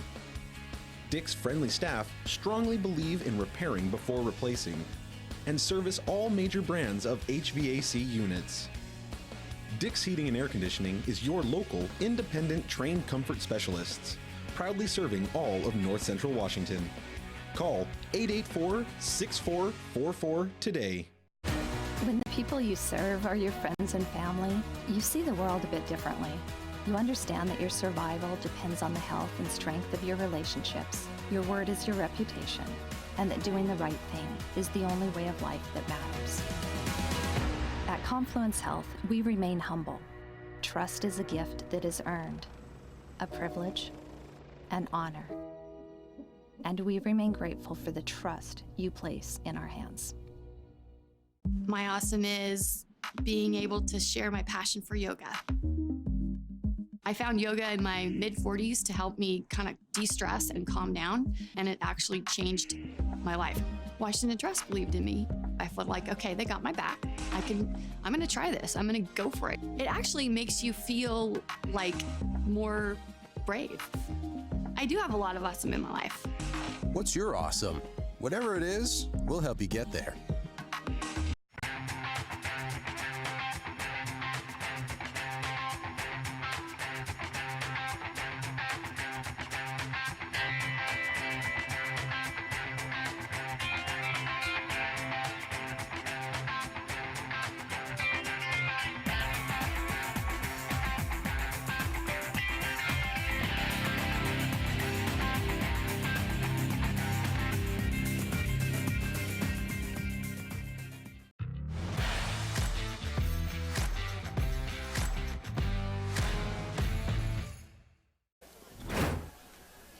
Welcome back once again to Wildcat Stadium as we get ready for the second half. It should be a fairly quick-moving second half as Eastmont leads at 42-0. A little different story down at West Valley High School tonight, where the Wenatchee Panthers are also trying to remain unbeaten in the Big Nine as they lead it at halftime 10-7 over West Valley. And talking with Coach Scott Devereaux this week, he said, yeah, we've run the football really well, but eventually we're going to run into a team that's going to stuff us on the run and then force us to pass, and I hope we have an answer. And West Valley is really an up-and-coming team. They played the Wildcats tough last week. They're the best, probably 1-4 team around, that's for sure, and they are definitely an up-and-coming team. We should mention the standings in the Big Nine. You've got Eastmont on top in the standings at, Wenatchee 2-0, Sunnyside 2-0, Eastmont 1-0, Davis 1-0 coming in. West Valley 0-2, Moses Lake 0-2, and Eisenhower 0-2. Of course, that changing tonight with Moses Lake at Eisenhower. Right. In that one.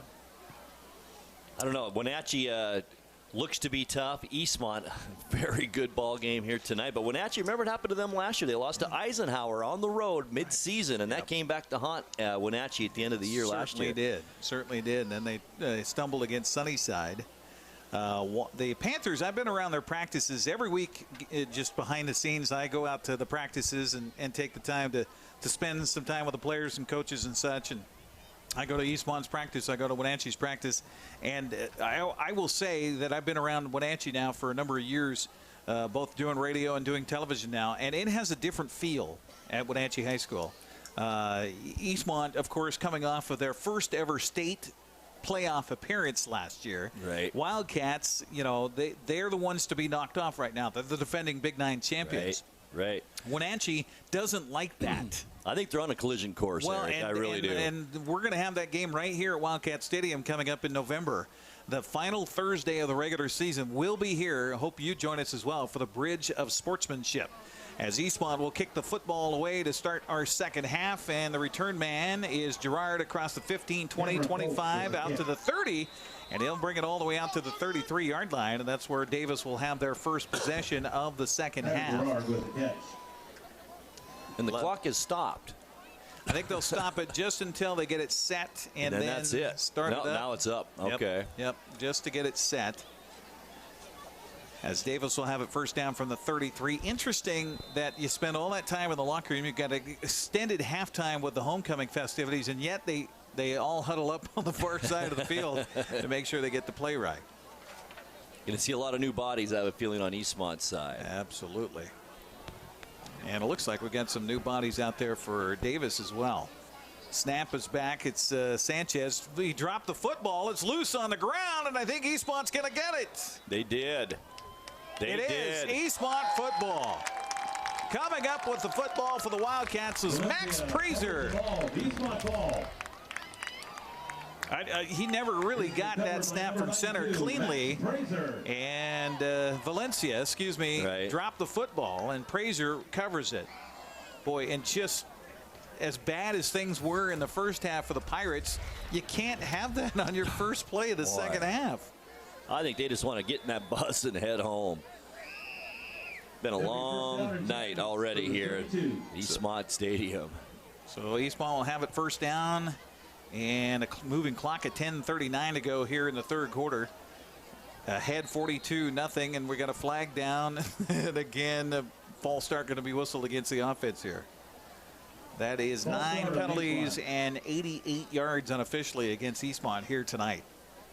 You know, Coach Don's been upset about the blocking schemes and various offensive things tonight, but really the only thing to be upset about, the penalties for Eastmont. And you can't beat a team like Wenatchee or maybe Sunnyside late in this season with penalties like this. No, definitely not. Definitely not. We're going to have Davis back-to-back weeks, Grant. And we've got him next week at across the river at Wenatchee at the Apple Bowl. That probably isn't going to be much prettier over there. No, definitely not. First and 15 here for the Wildcats. Motion man. Turn, handoff, inside play, dive up the middle down to about the 30-yard line for the Wildcats. And that's Popoff on the carry. Austin Popoff with second down coming up from the 30. Nick Sosa.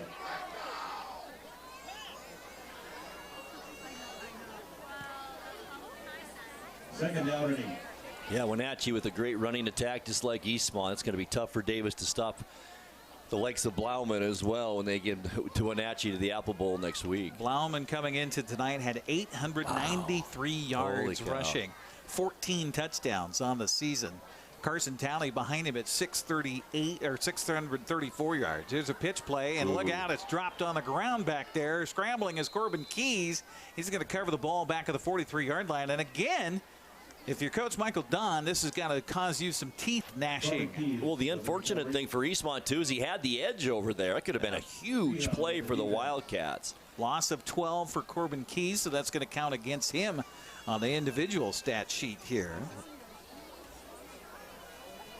And again, Michael Don, he's got Carson Everhart standing next to him waiting for the play, and Don's hollering out at the line and also having a few words for his running back. I think Coach Don saw what we did, a wide open right side. So third and forever here. Call it 20 for Eastmont. They're going to turn, fake the handoff, throw down over the middle. The ball is overthrown the intended receiver at the 20-yard line. As Eastmont can't come up with it, they were looking for their tight end Brookover. Boy, he had him too. Bring up a fourth down. And we've seen that a lot from Carson.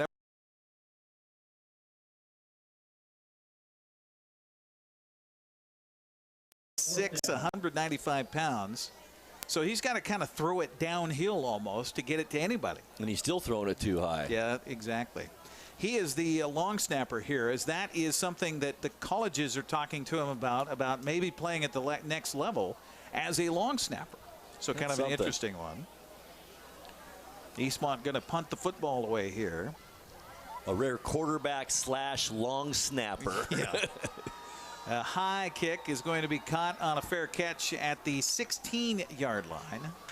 So a rare punt for Eastmont, and Davis will have it first down as the clock continues to wind with 7:14 to go here in this third quarter. I think it's only the second punt, isn't it? One in the first half and one here. Yep. So first down at the 16-yard line for the Davis Pirates. And Davis just looking for something positive. Chris Allen out there on the defensive line. We'll try to get a lot of these kids out there that don't get a lot of time to play necessarily. Cade Kuski. They got Reyes back in too at quarterback. Oh, they do. Okay. So the handoff inside, the dive play, skipping over one man and then getting some good yardage on the run was Raimundo Gutierrez. He'll get it all the way out to the 24-yard line. Gain of 8 yards to the 24.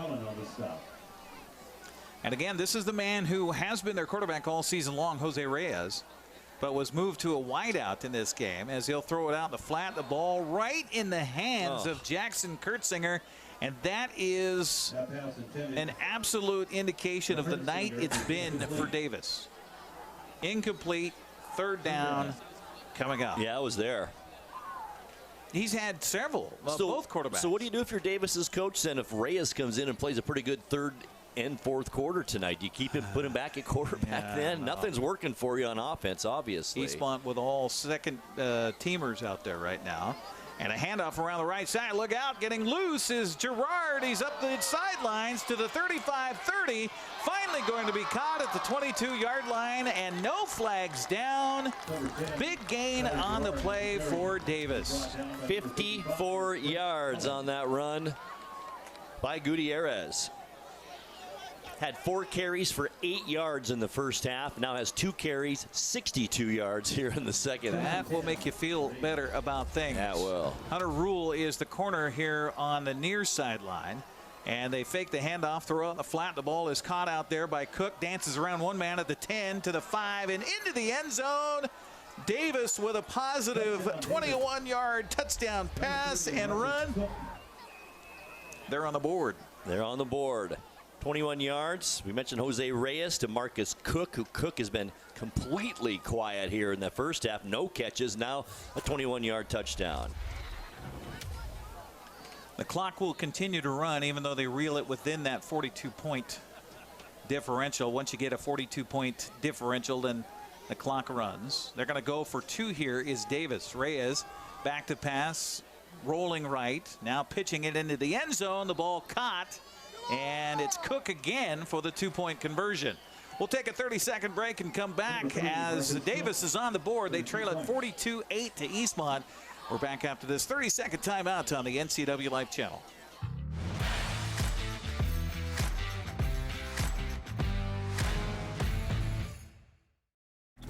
My name is Brian Thorpe. I own Global Car Care in Wenatchee and have been here for about 25 years. Brian started Global Car Care as Brian's automotive alternative on Orondo Street. Some customers were following Brian since Brian's automotive time. No, we're just grateful to be part of this community. This is where I grew up. We want to do our part to be a valuable part of this community. We want to thank you for trusting our business for 25 years.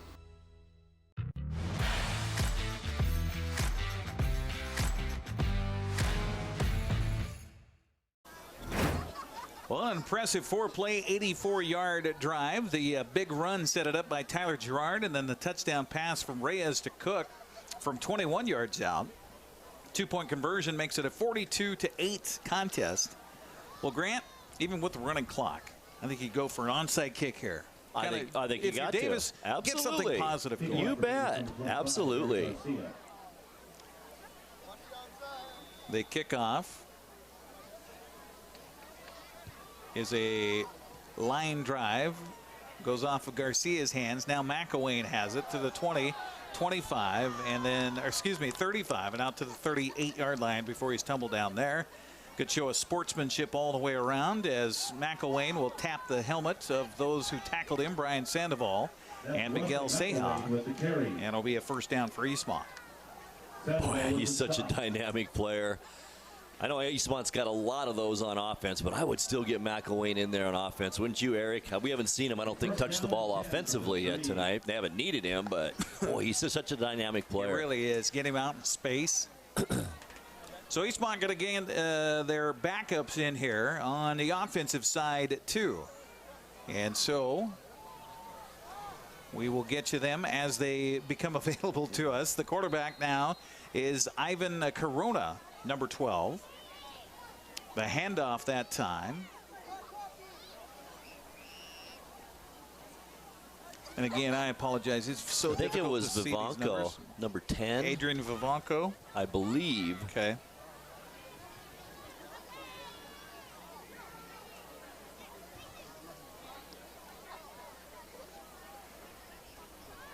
Corona again at quarterback will send a man in motion and then hand it off inside. Another short play out to the 40-yard line.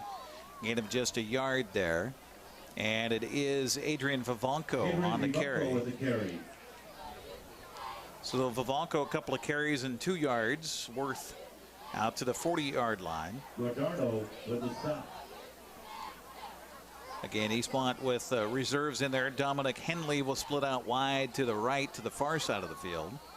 A tight end, tight left here for Corona, as he'll let that play clock wind all the way down here as the game clock also winds down. They turn and a little double handoff. Yeah, and the carry is by Lane Keller. He got it across the 40 out to the 43. So Lane Keller, a 6'2", 175-pound senior, getting a chance to carry the football. Got 3 yards. 4th down coming up. Punting situation for Eastmont. And you know, Davis almost forced to play a lot of their starters, Eric. Not a lot of players on that sideline over there. They don't have a lot of reserves, that is for sure. Back to return the punt will be Miguel Ceja. And we do have to get this punt before the end of the quarter.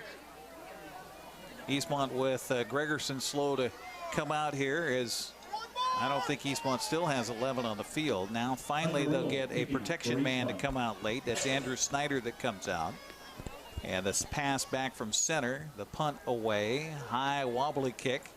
Will take a Eastmont bounce and trickle dead at the 14-yard line, and that will be the end of our 3rd quarter.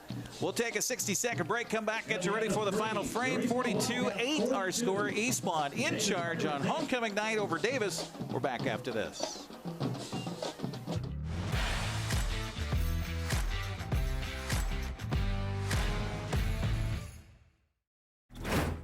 At Harvest Valley Pest Control, we know you are committed to making your home and business a healthy and pest-free place.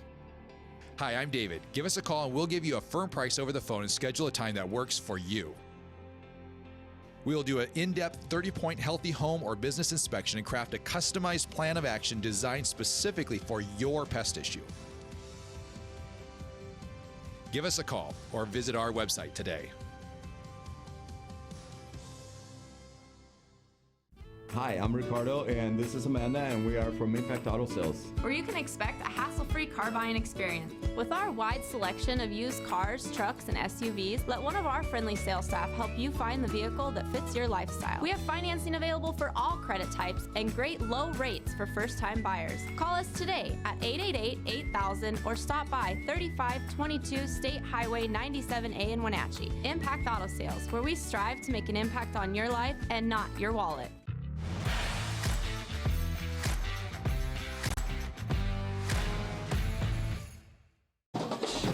Broadcast tonight brought to you in part by Harvest Valley Pest Control. You can rest assured Harvest Valley Pest Control uses kid and pet safe material around your home or office. Call today for your free estimate. Also by Dick's Heating and Air Conditioning, your comfort trained specialist, specializing in commercial and residential HVAC systems. Online at DicksHeatingWenatchee.com. Davis football, a little pitch play to Gerard up the far sideline. He'll go before he's hit hard over there at the 28-yard line. Gain of good yardage on 1st down. As Davis started this drive at their own 14, it'll be 1st down. They'll put him at the 28, so a gain of 14 yards on that play by the Pirates. As we're underway in the 4th quarter, Eastmont on top 42-8. Again, all second-teamers and third-teamers in there for Davis right now. Pass at the far sideline. The ball caught by Gerard, gets away from one man, and then finally is tumbled down at about the 41-yard line. He just had the 14-yard running play as well. So again, Jose Reyes, who did not start at quarterback tonight, having some success out there offensively for the Davis Pirates. After 3 quarters down at West Valley High School, it's all tied at 10 between Wenatchee and the West Valley Rams. And here goes Davis for the touchdown, and it will be caught, and it will be in, and it will be down at the 2-yard line. Again, the connection between Reyes and Marcus Cook for a big pass play down to the 2-yard line, gain of 39 yards. Reyes playing a second half here. So Jose doing what he can to reclaim his job as the starting quarterback for Davis. Davis huddles up here as the clock winds with 10:19 to go here in the contest. Reyes will come up under center, a 2 tight end set for the first time here tonight. And they'll turn and hand it off, and they carry this time by Miguel Ceja, and he's in for the touchdown. Number 8, Miguel Ceja. So an interesting one happening down in West Valley tonight, where the Rams took Eastmont to double overtime a week ago and now have tied Wenatchee at 10 at their new football stadium at West Valley High School. Wow, it's really shocking. Yeah, that is something else.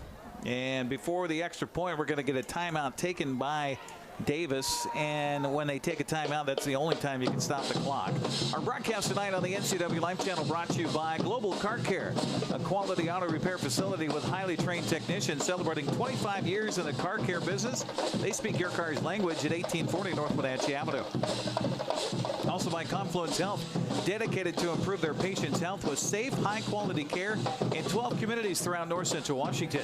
And by Les Schwab Tire Center. Go online to leschwab.com to find a tire store near you, and be sure to check out their fall tire sale going on now. And by BioSports Physical Therapy. Find them online at biosports.net. Open Monday through Friday, 7 a.m. to 7 p.m. You ever get a chance to stop by any of the businesses you hear about during our broadcast here on the NCW Life Channel, please tell them thank you for sponsoring our coverage of local sports here on your local TV station. So after the timeout, Davis going to go for 2 here. After the touchdown pass, or the run by Ceja, I should say. 2 tight end set again. Reyes back, fakes the handoff, throws out in the corner, and Cook is there, and he's got it. Wide open. Pass complete. Marcus Cook. So the second time here that Reyes is able to hit Cook for a 2-point conversion. That makes it 42-16 after the touchdown. We'll take a 30-second break and come back. You're watching Big 9 football tonight on the NCW Life Channel.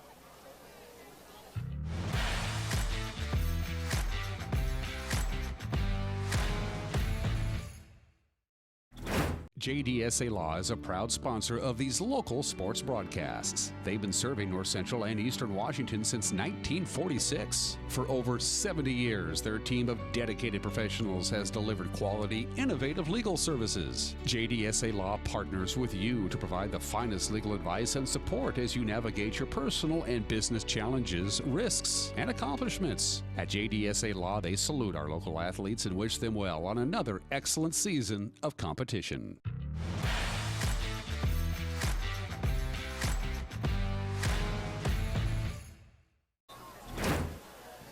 So Davis, another touchdown.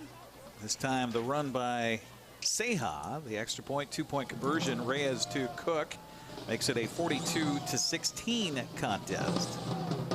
As we have 8:15 to go here in the fourth quarter, and a little discussion by the officials over on the far sideline with the head coach for Davis, Jay Dumas. Homecoming celebration tomorrow. The dance, well, they're going to be happy. Yeah, it's awful to lose your homecoming game, and then the dance just has a fog hanging over it. It does. It really does.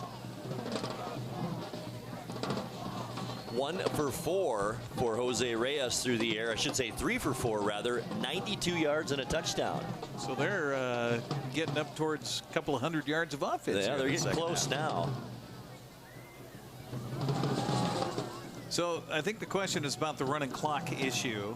And Jay Dumas, head coach for Davis, probably would like to get at least some successful momentum for his team after a dreadful first half. Right. Even though you're playing against second teamers, doesn't matter. Right. Still want to have something positive to happen for your guys out on the field. They're looking at the clock operator up here too. I'm not sure what, if it hasn't been done correctly or what's going on here. Not sure.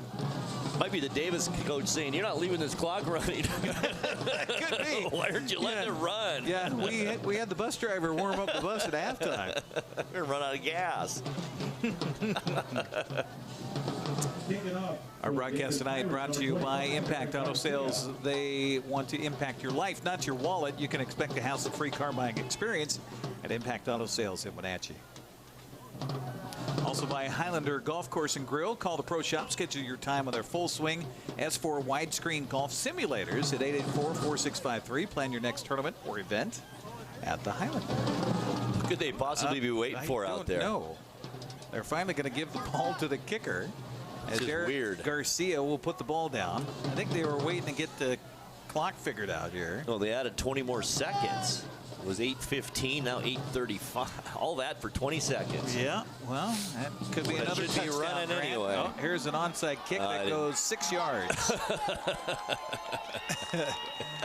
Davis, the Pirates coming over. Brian Sandoval, I think he was trying to blow on the football. It's another stopping the clock. And a timeout by Eastmont. Okay.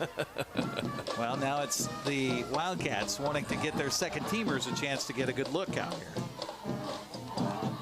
47-yard line is where the ball will rest, as the clock will stay at 8:34 left here in the fourth quarter. Our broadcast tonight brought to you by Town Toyota, your automotive home to quality and reliability in North Central Washington, and by Automoca. Visit one of their 6 locations in the valley, including the only Automoca with inside seating on 5th Street across from the college. What's your Automoca emergency?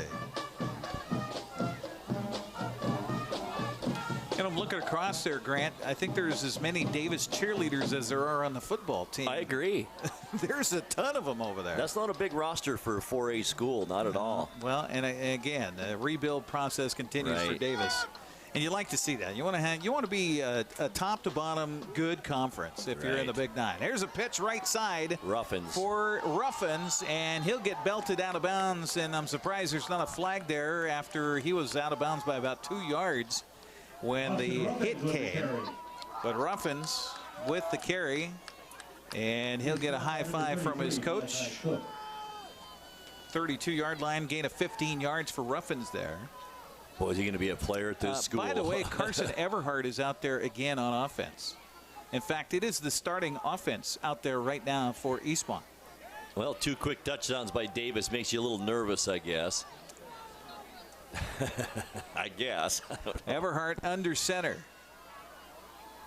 Waiting for that play clock to wind down, and then Everhart dropped away from center, covers it himself, and is tagged down there by Joey Gonzalez.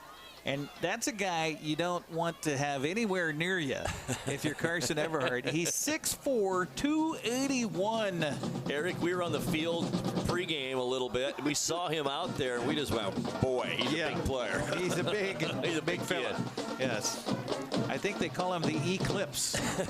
You can see him in the screen there. 7-17. Clock continues to wind here.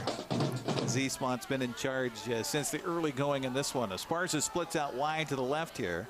Man in motion for Everhart. He will turn, hand it to the fullback up the middle. This is Popoff.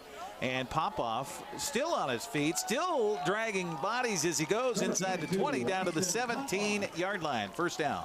15 yards for Popoff that time. Joey Gonzalez at the stop. Well, Eastmont was in a negative total yards for this second half, believe it or not, after that 12-yard loss, remember, by Keys. Right. So they needed some gains here to get some positive yards after 248 yards on the ground in the first half.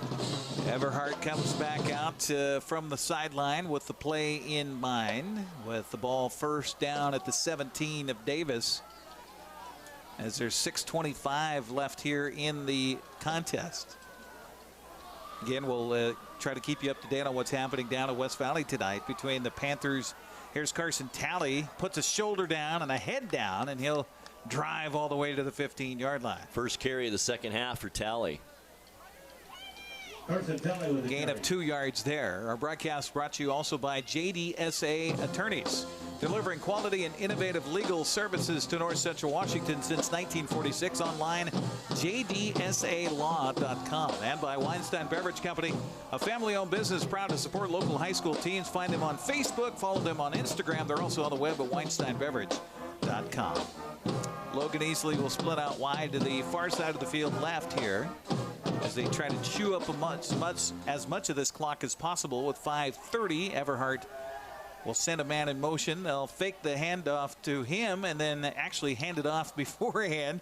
And I'll tell you, Carson Everhart does a great job on the fakes. He again faked me out as Popoff took it inside the 10 down to the 8. Austin Popoff with the carry. It's going to be close to another first down. Yeah, very close. I think they're about a half a yard short. The carry by Popoff.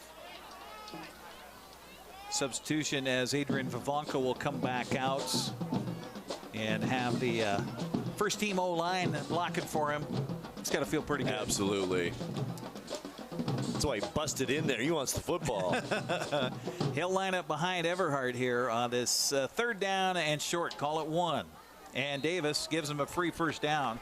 We haven't had too many flags here in this second half. No, we haven't. It's been very quiet. 7th penalty against Davis for 55 yards. That'll give Eastmont a first down.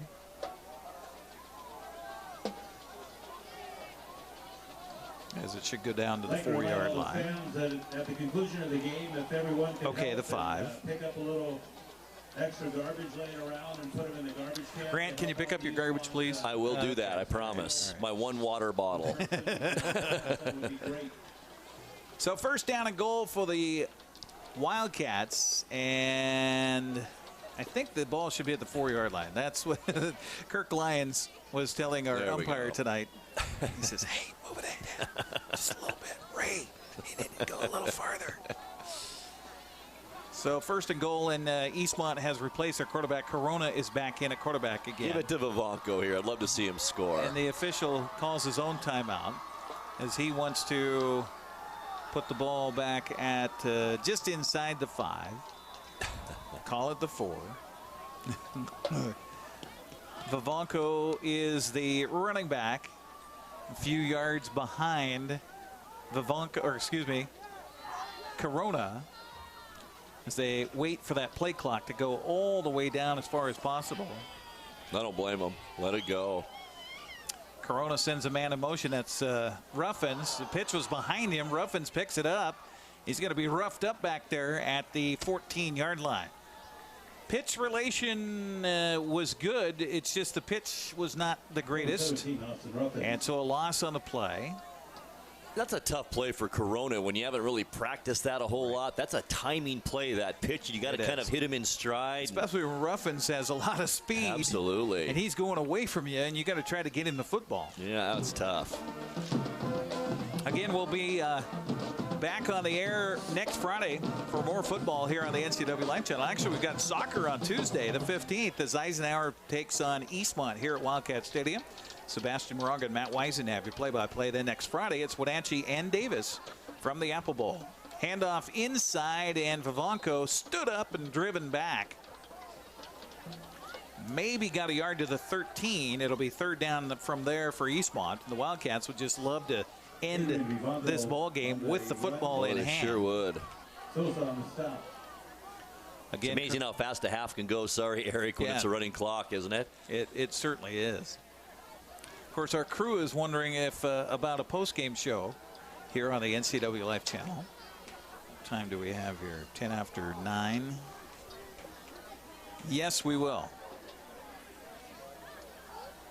I'd like to get some of this defense over there. Played outstanding. 7 sacks tonight. Here's Corona going to throw to the end zone. The ball throw almost caught for a touchdown. That was a beautiful throw. It sure was, on the run too. Nicely done. Couldn't quite figure out who the ball was intended for. Logan Easley out there. He missed a couple of them tonight. That one right in his hands from Everhart as well. So it'll be 4th down from the 13. That's 4th and goal to go from the 13. But I think I'd like to get Dominic Torres on our postgame show. Timeout, Davis. I think Caleb Thomas played well. Logan Snyder had a nice game. Yeah, Caleb Thomas played really well. He really did. Maybe try to get Caleb Thomas and Dominic Torres to join us here on the postgame show. So for Dan Kuntz, who will help us with that, that's number 50 and number 2. 4th down coming up after Davis takes the timeout.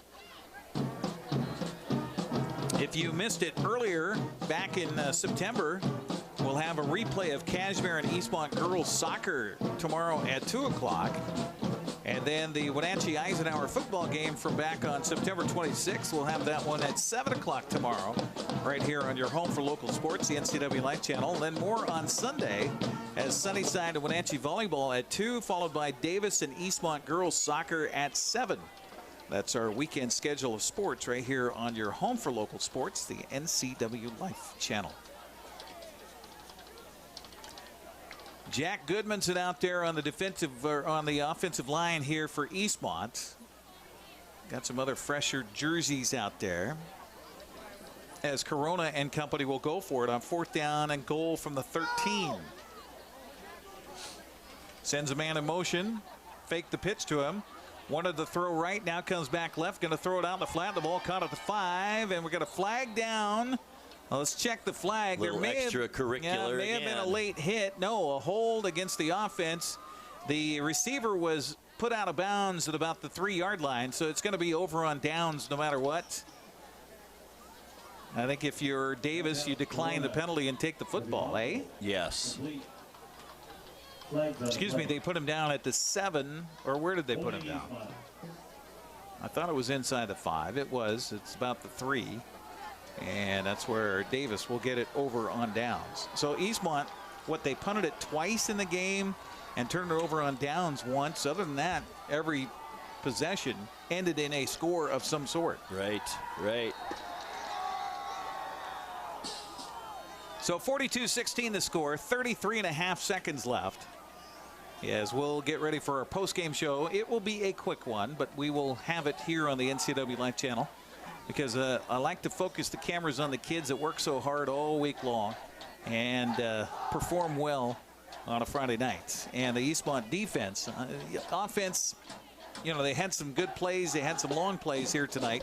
I know that Coach Don, when he joins us on the postgame show, the one thing I'm going to ask him is that even though you win big tonight on homecoming night, looks like you weren't quite happy with everything going on out there. Especially early on, the blocking schemes, I think, was what was really making him mad out there. The blocking on the offensive line, but boy, they sure did a great job. 2 100-yard rushers tonight in Popoff and Talley. That's a pretty good job. Yeah, absolutely.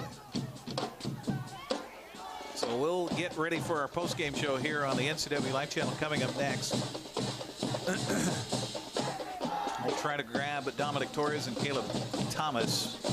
Davis, meanwhile, Reyes is in his own end zone. He'll send a man in motion, and he'll fake the handoff, then roll to his left, looking downfield. Now trying to dance around the defender, does at the 10, and he's hit out of bounds about 6 yards out of bounds. He almost called it. Oh, I saw him reach for his pocket there. And I don't think Davis is going to get back to the line of scrimmage before they can have this clock run out. Running clock this entire second half. They might get one more snap left. 8, 7, 6, 5. They get the snap. Reyes pitches over the middle. The ball is caught by Cook to the 20 and dances away from a man, and then is finally taken down at the 24-yard line as Eastmont will win its homecoming game tonight by a score of 42-16 over the Davis Pirates and remain unbeaten in the 2019 campaign. We'll take a 2-minute break. Grant will have your stats coming up next. I'll head down to the field and try to grab a couple of the Wildcats as they celebrate homecoming with the victory. Again, 42-16 the final. We're back after this on the NCW Life Channel.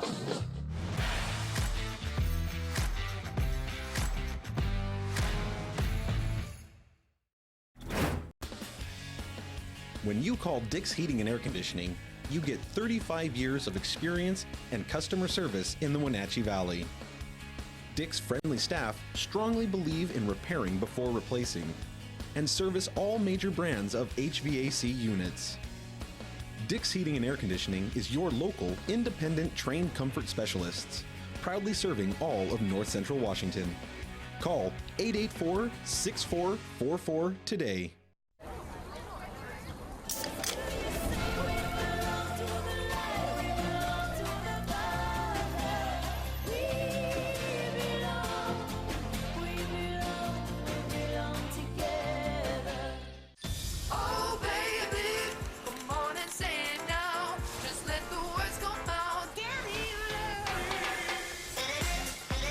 No calories, no sweeteners, all smiles. Bubbly sparkling water. Crack a smile. At Town Toyota, we believe in our community, and we're proud to support this broadcast of local sports. Town Toyota defines reliability and value in both its products and in the dealership itself. We are home to legendary products like the RAV4, Highlander, and Camry, not to mention Tundras and Tacoma trucks. Of course, we offer service for everything we sell and a great selection of pre-owned and certified vehicles as well. So enjoy the game and visit Town Toyota for all your automotive needs.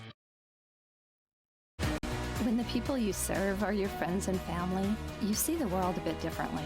You understand that your survival depends on the health and strength of your relationships. Your word is your reputation, and that doing the right thing is the only way of life that matters. At Confluence Health, we remain humble. Trust is a gift that is earned, a privilege, an honor. And we remain grateful for the trust you place in our hands.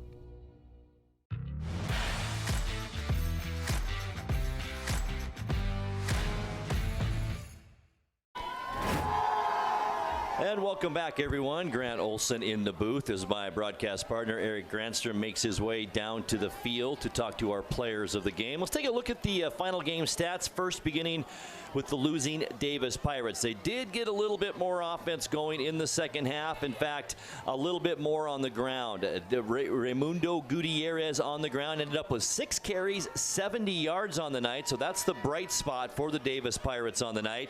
But still, Zach Valencia, the starting quarterback, 12 carries, minus 33 yards. And Ricardo Acevedo had 4 carries for 7 yards. So still 44 net rushing yards for the Davis Pirates in the ball game. As far as through the air, it was a tough one for Zach Valencia in the first half. He was 2 of 9 for only 19 yards. But when Jose Reyes came in, he was the original quarterback this year.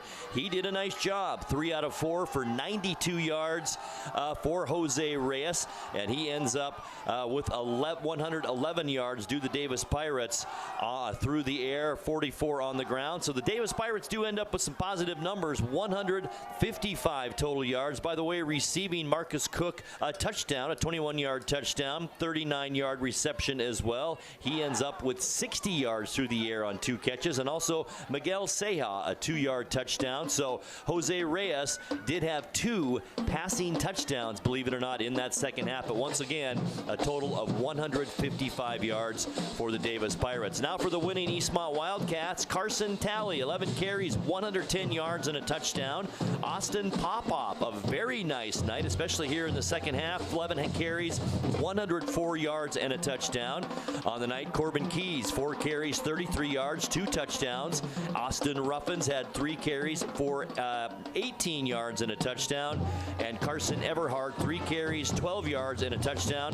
32 carries, 277 yards for the Eastmont Wildcats through the air tonight, or through on the ground tonight. And through the air, boy, just not much to talk about. Ivan Corona came in and threw the ball well, but both incomplete. He was 0 for 2.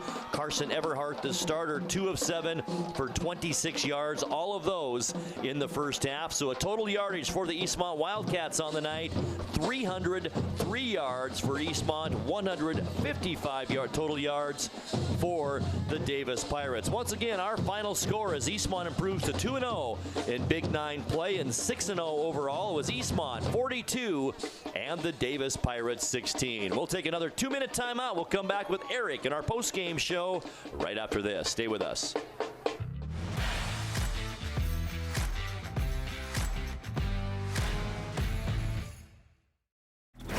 My awesome is being able to share my passion for yoga.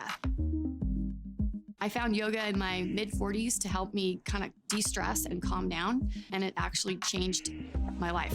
Washington Trust believed in me. I felt like, okay, they got my back. I'm gonna try this. I'm gonna go for it. It actually makes you feel like more brave. I do have a lot of awesome in my life. What's your awesome? Whatever it is, we'll help you get there.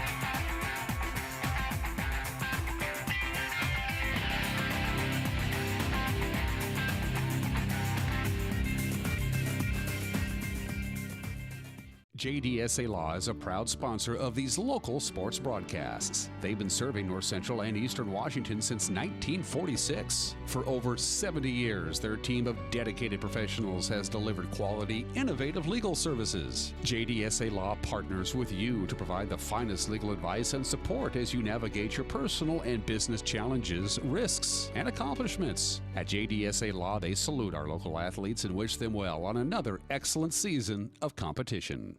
Hi there, it's Les Schwab Tires. You know, we've been helping keep folks safe on the road around here since 1952. That's why you can save up to $152 on a set of 4 select light truck and SUV tires during our fall tire sale. All with a service you deserve, but just don't find other places. Swing by or book an appointment at leschwab.com. Les Schwab Tires, doing the right thing since 1952. Highlander Golf Course is proud to announce their 2 new state-of-the-art full-swing golf simulators with over 80 courses of virtual golf to choose from year-round. Or try their Laser Shot simulated firearm program, or gaming with football, basketball, and much more. Enjoy Highlander food and drink service from their full-service bar and grill in the comfort of their simulator room. Call the Highlander Pro Shop to book your time at 884-4653. That's 884-4653. What's your Automocha emergency? It's a Frappuccino mocha with whip. The espresso shakes are my most favorite because I can get any flavor. Peanut butter chocolate for pita. Definitely espresso shakes. My favorite is the mocha for pitas. A peach Red Bull.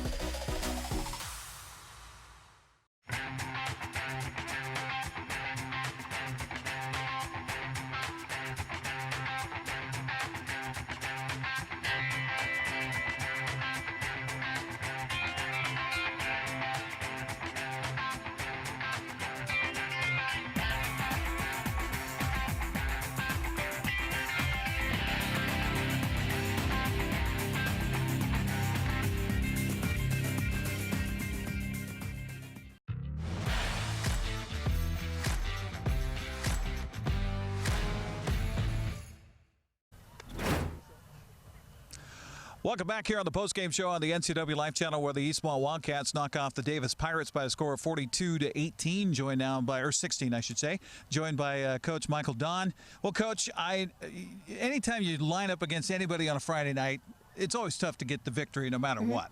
Talk about this game for you. I know that you were demonstrative in some things in that first drive especially that it looked like you weren't too happy about. I know you're happy getting the win, but what can your team improve on? We're still making too many mental mistakes. The first drive, they ran a completely different defense than they'd run all year. And so we hadn't really prepped it, and guys didn't recognize it. And they were like, well, but we practiced this all week. And was not real happy that they couldn't recognize it. When you ask your quarterback what front are they in, he goes, I don't know. I wasn't real happy with them. So I called timeout, made sure they understood, guys, we're in a completely different front. Same rules. We just got to know what we're calling and doing. And we got on track, and we got rolling, and had a really good first half. Yeah, 5 touchdowns in that first half, 5 different guys finding the end zone. You got to love that offensive line. When you got things rolling, I mean, they were blocking some big holes for you. Yeah, no, they did a great job. Their holes were wide open all over the place, and they were moving earth and running backs out all kinds of room. And it was awesome to see. It was good, anytime you can get a running clock in the first half, you're doing a lot of good things, and that was good for our kids, and we're happy with that. We'll concentrate on the positive here. 7 sacks in that first half for your defense. They threw a little wrinkle at you as well, moved a guy that had been their quarterback out to a wideout, bring another guy in as their quarterback, kind of threw me for a loop anyway. I don't know about you. No, it was I talked to the coach before the game. We were chatting, and he said he's a kid who hadn't played football since his freshman year, baseball kid. And he came out 2 weeks into the season, and so he just kind of got eligible last week and started getting his feet wet. Good athlete, good arm, and number 12 is a good enough athlete. Wherever you put him on the field, he's going to be special. And so they thought their best group was putting them at wide receiver. And, it was a scary look. They got some really good space athletes. And our D-line just dominated up front, though. And it's really hard as a new quarterback to see your progression when you got guys flying at you every play. Yeah, we had them for -1 total yards in that first half of play, and you took care of the business that you had to at that time. And I know it's important for the kids as well as for the school to win your homecoming game. You got her done tonight. Yeah, no, it was great. Kids always enjoy homecoming. It's always a tough week, too, because, you got a lot of distractions going on. And we were lucky that last week we got a barn burner, and we got taken to the wire, and our kids reacted really well this week. We had a great week of practice, and I was really pleased with how hard they worked and everything they did. And I think it showed in that first half as we put them away quickly, got the running clock, and were able to get out of there. Well, Coach, thanks for taking the time. We appreciate it. We're going to talk to 2 of those that were on the defense that did so well for you tonight as we continue. Speaking of barn burners, we're going to also try to get you a final score from West Valley, where at last check, with a few minutes to go, the Rams are leading the Wenatchee Panthers. We'll come back with more on the postgame after this 60-second timeout.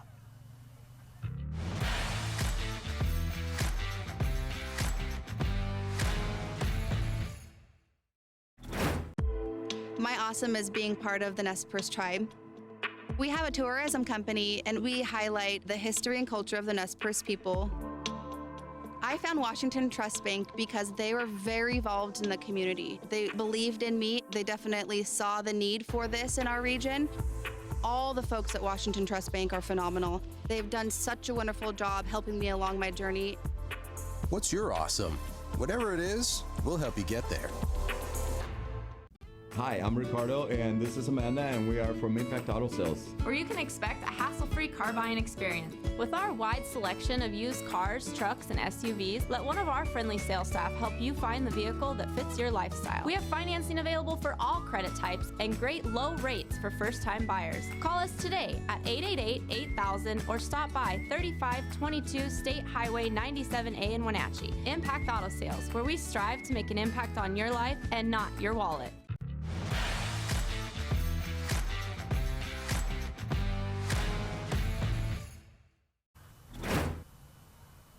The Eastmont Wildcats knock off the Davis Pirates. 42-16 was the final. Eastmont got its 42 points in the first half, and it was a dominant first half by the Cats tonight as they hold Davis to -1 yards in the first half. That was something else, and 7 sacks in that first half. We're going to have to dive into the record books and see if that's a record for the defense. We've got Dominic Torres and also Caleb Thomas joining us here on the postgame show. Talk about that first half, guys, and against this Davis team. They've got some talented guys, but, boy, you guys kept them in check. We just try to stay prepared every week. Our coaches give us film to watch and stuff to learn and what our keys are, and we just come out prepared. Were you a little surprised that they switched up their quarterback and had a different guy from what you'd seen in the film coming into this? It was a little confusing at first because we've been watching film on the quarterback throughout the game, and then having that last switch was a little confusing. But we executed everything in the play. It was a good game. Did you have any inkling that you're going to be able to dominate that well up front? They had some pretty big guys up front.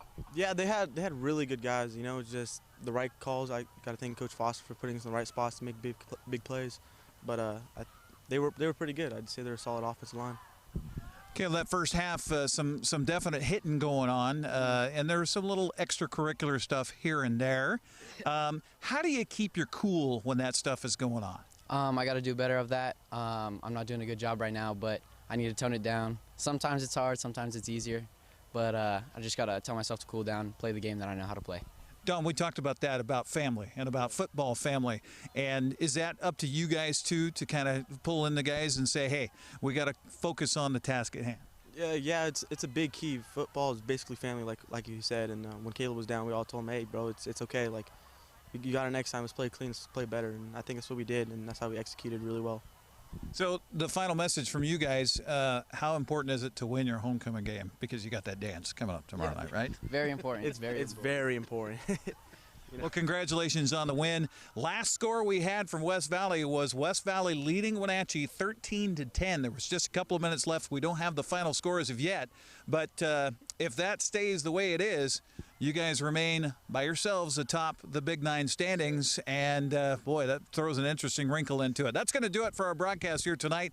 On behalf of everybody involved, including Malcolm Whitehall back in the studios, to Tucker Wagner in the van, Anna Nelson on camera, Rachel Mandelis on camera, Josiah Davison on camera. We've got Dan Kuntz also, who's been our line producer here tonight, and of course my lovely and talented wife, who is much better than I, Marion Grandstrom, up there on camera 3 tonight, I think she was. But nonetheless, that's going to do it for our broadcast tonight. Be sure and join us for more live local sports coming up next Tuesday with soccer right here at Eastmont. And then we'll have Wenatchee and Davis next Friday here on the NCW Life channel. Have a good night, everybody. Thanks for watching High School Sports on the NCW Life channel. Tonight's broadcast was brought to you by Harvest Valley Pest Control, Dick's Heating and Air Conditioning, Global Car Care, Confluence Health, Les Schwab Tires, Biosports Physical Therapy, Impact Auto Sales, the Highlander Golf Course and Grill, Town Toyota, Automocha, JDSA Law, and Weinstein Beverage. This concludes today's coverage of high school sports on your home for local sports, the NCW Life channel.